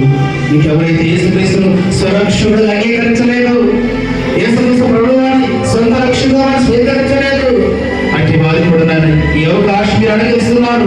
2024 సంవత్సరాల ఎన్నికలు ఆయన చివరి కాలంలో మేమందరం పడవచ్చుండగా తండ్రి, మారు మనసు లేని వారికి, రక్షణ భాగ్యం లేని వారికి మరొక అవకాశాన్ని మీరు కల్పిస్తున్నారు తండ్రి. ఇదే అనుభవ సమయము, ఇదే రక్షణ భాగ్యమని క్రీస్తు ద్వారా మీరు హెచ్చరించారు ఆయన. ఈ అవకాశాన్ని ఇంకా ఎవరు కోల్పోకూడదు తండ్రి. ఏ సమయము, ఏ కాలము మా ప్రాణం వెళ్ళిపోతుందో తెలియదు నాయన. ఎలాంటి పరిస్థితులు ఏ లోకాన్ని విడిచిపెట్టామో తెలియని పరిస్థితులు తండ్రి. ఆవిరి లాంటి జీవితాలతో, క్షణకమైనటువంటి జీవితాలతో ఆయన వాస్తవాన్ని, నిజాలను తెలుసుకోలేక అజ్ఞానంలో బ్రతుకుతూ నామకంతగా జీవిస్తున్నట్లయితే మీ వాక్యం ద్వారా మరో నేత్రను తొలగించి ఈ సంవత్సరం దేవుడు నాకు అవకాశం ఇచ్చాడేమో, అందుకే నన్ను ఇప్పటివరకు బ్రతికించాడు, అందుకే దేవుడు ఎంతవరకు నాకు ఆరోగ్యం ఇచ్చాడు, నా జీవితంలో ఈ సంవత్సరంలో ఎన్నో అపాయకరములు జరిగిన సంగతులు ఉన్నప్పటికీ, ఎన్నో అనారోగ్య పరిస్థితులు ఉన్నప్పటికీ వాటన్నిటి నుండి కూడా నన్ను తప్పించి సజీవులుగా దేవుడు నన్ను నిలబెట్టాడంటే క్రీస్తులోని ఆనందం చూడాలని, క్రీస్తు అంగీకరించాలని వాడి భావన కలిగిన ఆయన ఇప్పటికైనా మారు మనసు నిమిత్తమే బాప్తిసం పొందడానికి బిడ్డలను సిద్ధపరచమని ప్రార్థిస్తున్నాము. చిన్న బిడ్డలను, స్త్రీలను, పురుషులను, ఎవరి బిడ్డలను దీవించండి. వారి వయసు బట్టి వారికి కావాల్సిన క్షేమాలు, మంచి ఆరోగ్యం సమకూర్చమని ప్రార్థిస్తున్నాము. అన్నదమ్ముల మధ్యను, ఖర్చుల మధ్యను, భార్య భర్తల మధ్యను, సంఘ బిడ్డల మధ్యలో, సేవకుల మధ్యను, వాళ్ళ మధ్యన విరోధ భావ లేక ఒకరిపై ఒకరు సర్వకాలంలో ఒకరిపై చాడులు చెప్పుకున్నదా క్రీస్తు పంచిన ప్రేమను బట్టి, క్రీస్తు చూపిన క్షమాగుణ బట్టి మేమందరం కూడా ఒక తండ్రి పిల్లలుగా, ఒక కుటుంబ సభ్యులుగా తండ్రి మీ వాక్యాన్ని బట్టి నాయన మేమందరం కూడా సమాజానికి ఒకటే అని చూపించే తత్వాన్ని మాలో మీరు వృత్తిపరచమని ప్రార్థిస్తున్నాము. సంఘం ఎవరైతే నేను అనారోగ్యం ఉన్నారో బలపరచండి, వ్యాధిగ్రస్తులు అన్నారు బాగు చేయండి, సమాధానం ఇవ్వండి, స్వస్థపరచండి, మంచి ఆరోగ్యాన్ని సమకూర్చమని ప్రార్థిస్తున్నాము. చదువుకున్న బిడ్డలు దీవించండి, ఉద్యోగం చేసిన బిడ్డలు జ్ఞాపకం చేసుకోండి, ఉద్యోగం లేక ఎదురు చూసిన బిడ్డలు ఈ సంవత్సర కాలంలో వాగ్దానాల బిడ్డలు నెరవేర్చమని ప్రార్థిస్తున్నాను. శుభకార్యాలు, వివాహం కొరకు ఎదురు చూస్తున్నాడు కానీ వారి జీవిత కాలంలో కూడా ఒక మంచి శుభకార్యాలు నెరవేర్చమని ప్రార్థిస్తున్న సహాయం చేయండి. గర్భఫలం లేని బిడ్డలు ఎదురు చూస్తున్నారు, నిరీక్షణ కలిగిన విజ్ఞాపన చేస్తున్నారు. 2020 సంవత్సరాల కాలంలో వారి జీవితాలకు నూతన వాగ్దానాన్ని సిద్ధపరచమని ప్రార్థిస్తున్న సహాయం చేయండి. చెడ్డి బిడ్డలను, బాధితులను, గర్భిణీ స్త్రీలను కూడా మీరు ఆశీర్వదించండి. వారికి కావాల్సిన క్షేమాన్ని, అనుకూలమైన పరిస్థితిని సమకూర్చమని ప్రార్థిస్తున్నాము. మా సంఘ వెలిగేది కనుకండి వారి కుటుంబాలను బట్టి ప్రార్థిస్తున్నాము, బిడ్డలు బట్టి విజ్ఞాపన చేస్తున్నాము. అలానే సంఘ పరిస్థితులు బట్టి వారి కుటుంబాలను బట్టి ప్రార్థిస్తున్నాం, వారికి ఇచ్చిన బిడ్డ బట్టి విజ్ఞాపన చేస్తున్నాము. సంఘ పెద్దలు బట్టి వారి కుటుంబాలను బట్టి దాన్ని విజ్ఞాపన చేస్తున్నాం, సహాయం చేయండి. మా సంఘ ప్రసంగంగా కాబట్టి విజ్ఞాపన చేస్తున్నాం. బిడ్డలను సిద్ధపరచుకొని పరిచయ నిమిత్తం వాడుకుంటున్నారు. నేను ఆచి వ్యాప్తి కొరినాయన మీ పాత్రగా మలుచుకున్నారు తండ్రి. వచ్చేసిన పరిచయాలు బిడ్డలకు కావాల్సిన ఆధ్యాత్మిక సంబంధమైన దీవెనలు, మొదటి సంబంధ ఆశీర్వాదాలు అడిగించమని ప్రార్థిస్తున్నాము.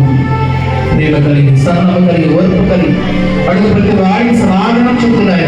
ఈ సంఘాన్ని తండ్రి సార్వత్రిక సంఘముగా ఆయన మేమందరూ కూడా తీర్చవలసిన బాధ్యత మా జీవితాల్లో, మా ప్రభుత్వంలో, మా భక్తిలో ఉన్నది అనే విషయాన్ని మేమందరూ కూడా నేను జ్ఞాపకం చేసుకొని ప్రతి వారి పట్ల నాయన సహోదర భావం కలిగి ప్రవర్తించే ధన్యతలు సంతోషంతో నాయన చిరునవ్వుతో తండ్రి మేమందరూ కూడా నాయన కలిసి ఉండే భాగ్యాన్ని దయచమని ప్రార్థిస్తున్నాము.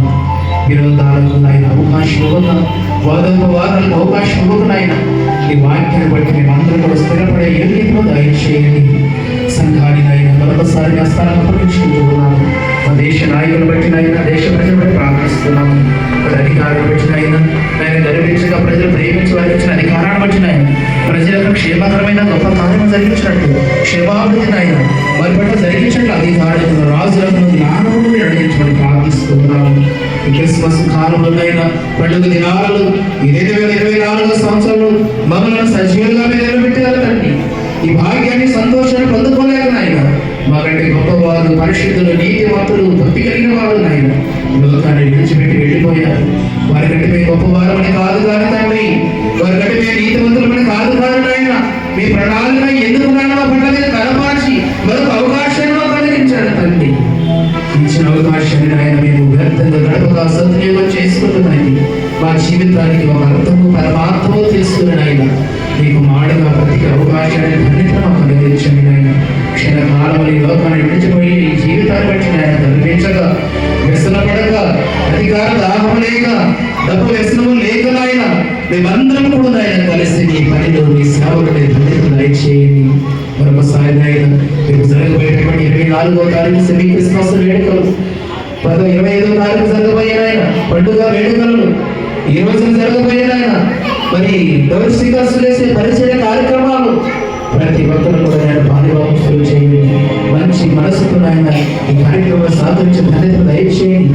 ఈ ప్రయాసంలో ఆయన చేసిన దానికి ప్రతిఫలాన్ని రెట్టింపు దీవెనలు ఈ 2025 నూతన సంవత్సరంలో ప్రతి ఒక్కరు కూడా ఆయన అత్యధికమైనటువంటి దీవెనతో మందిలో భాగం దయచేయమని ప్రార్థిస్తున్నాము. అలాగే తండ్రి మరి నాయన ఈ మాస్టర్ గారి ద్వారా జరిగేటటువంటి నాయన మరి సెమీ క్రిస్మస్ వేడుకల్లో కూడా నాయన తోడగలండి. అనేక మంది బిడ్డలు సమకూర్చి ప్రకారం జరిగిస్తుండగా ఈ సంరక్షణ ఈ కాపుదల వారు కూడా తోడుగా వచ్చి ప్రార్థిస్తున్నాము. ఈ 2025 సంవత్సరాల కాలానికి మరి క్యాలెండర్స్ నాయన, అలాగే డొమెస్టికర్స్, అలాగే లెసన్ పాఠాలు తండ్రి మరి బిడ్డలు నాయన మంచి ప్రాసెస్ గా కుటుంబంలో ఆయన సహకరించాడు. ఇటు విజయ్ కుమార్ గారు, చిట్టమ్మ గారి కుటుంబం నుండి తండ్రి, అలాగే మరి ఏడుకొండ గారి కుటుంబం నుండి ఆయన వారి అమ్మగారు నాన్నగారి కుటుంబం నుండి తండ్రి ఈ గొప్ప కార్యం కూడా వీటి కొండలరావు గారి కుటుంబం నుండి వారి అమ్మగారు, తండ్రి గారు, వారి అమ్మగారు వారు కూడా మారుమనసు పొందాలని ఒక మంచి ఆలోచనతో ఆయన ఈ కార్యక్రమాలను ఆయన వారు జరిగించడానికి సహకరించారు. ఆయన నిశ్చితమైతే ఆ బిడ్డలు కూడా జ్ఞాపకం చేసుకునండి. వారు మారుమనసు అనుభవాన్ని దయచేయండి. యేసే క్రీస్తుని నమ్మలాగున వారు కూడా ఆయన మీ వాక్యం ద్వారా ప్రేరేపించండి. బాప్తిస్మరణ వారు కూడా లోపల నుండి వేరై ఉన్నత రాజ్యానికి ఆయన వారసుగా వారిని నిలబెట్టమని ప్రార్థిస్తున్నాము. బిడ్డలు చేస్తున్న పని బాటలు, వారి కుటుంబాలు, వారి వ్యాపారములు, నేను చేస్తున్న ప్రతి విషయంలో కూడా మీరు తోడుగా ఉండి వారి కొరకు, వారి బిడ్డల కొరకు, వారి వ్యాపారం కొరకు, వారు చేసిన ఉద్యోగాల కొరకు, వారి కుటుంబాల కొరకు మీ దగ్గర దాచిపెట్టిన ప్రజలకు సంబంధమైన ప్రతి కార్యం కూడా సమృద్ధిగా నడిపించమని ప్రార్థిస్తూ సహాయం చేయండి. గొప్పలు బియ్యాలు కుటుంబాలు కూడా సమృద్ధికరమైన దైవతమైన నడిపించమని ఈ పండుగ కార్యక్రమం నిమిత్తమైన వారి కుటుంబాల నుండి ఆయన పండుగ కార్యక్రమం సమర్పించి ఉన్నారు తండ్రి. ఈ చర్చిని అలంకరించే విషయంలో, ఈ చర్చిని ఆయన బయటకు వేసే విషయంలో ఆయన సంఘ బిడ్డలు, పెద్దలు, ఎవరి బిడ్డలు అందరూ కూడా కలిసిన ఆయన ఎంతగానోనైనా ఈ దేవాలయంలో చక్కగా అలంకరించుకునే క్రమంలో అందరికీ కూడా ఆయన ముందుకు వస్తూ ఉండగా, ఐక్యత కలిగి ఉంటుండగా, ఎవరైతే కష్టపడి ఉన్నారో, ఎవరైతే కార్యక్రమాలు సహకరించారో ప్రత్యక్షంగా పరోక్షంగా ఆయన వారి యొక్క సహాయ సహకారాలు ఆర్థికంగా అందించిన ప్రతి కుటుంబాన్ని, ప్రతి ఒక్కరిని పేరు పేరు వరుసల మీద దీవించమని ప్రార్థిస్తూ ఉన్నాము. నూతన సంవత్సరపు దీవెనలు, క్రిస్మస్ యొక్క ఆశీర్వాదములు వారిని, వారి కుటుంబాలకి సమృద్ధిగా మెండుగా మీరు అడిగించమని ప్రార్థిస్తున్నాము. అలాగే వారిని జరుపుకునేటువంటి సౌమ్యాన్ని కూడా దీవించండి, ఆశీర్వదించండి. గొప్పలు వ్యాపించిన కుటుంబాలు కూడా సమృద్ధికరమైన దీవెనతో మీ హస్తాలకు అప్పగించుకుంటూ ఈ పరిశుద్ధాది వారి దీవెనతో చేరవలసిన మమ్మలను శిరస్సు వచ్చి ప్రార్థిస్తున్న ప్రతి ఒక్కరిని జ్ఞాపకం చేసుకోమని అడుగక మరుగైనటువంటి విషయాలు కూడా మా తన తండ్రిగా మీరు జ్ఞాపకం చేసుకొని సమస్త మనుషులు సమాధానకరమైన గొప్ప సంగతులు మీరే జరిగించి ఘనత, మహిమ, ప్రభావములు మీరే పొందుకున్నామని మా ప్రభువు రక్షకుడైన యేసుక్రీస్తు వారి పరిశుద్ధ నామమును బట్టి ప్రార్థించండి వేడుకుంటున్నాము తండ్రి. ఆమేన్. పరలోకమందున్న మా తండ్రి, మీ నామము పరిశుద్ధపరచబడును గాక.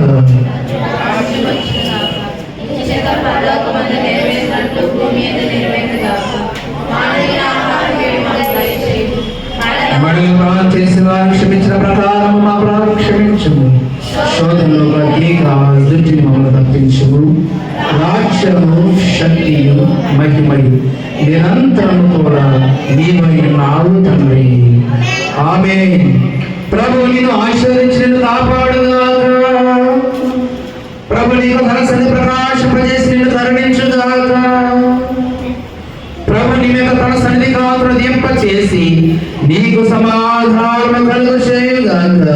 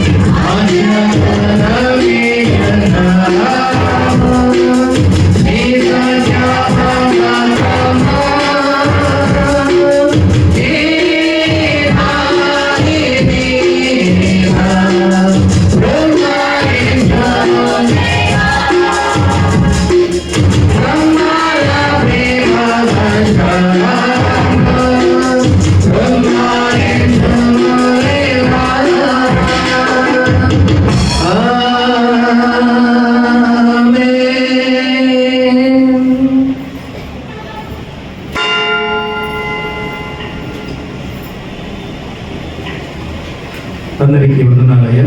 మీ అందరికి వందనాలు. సమాధానంతో సెలవు తీసుకుంటాం. అమ్మ క్షమించండి, ఒక నిమిషం.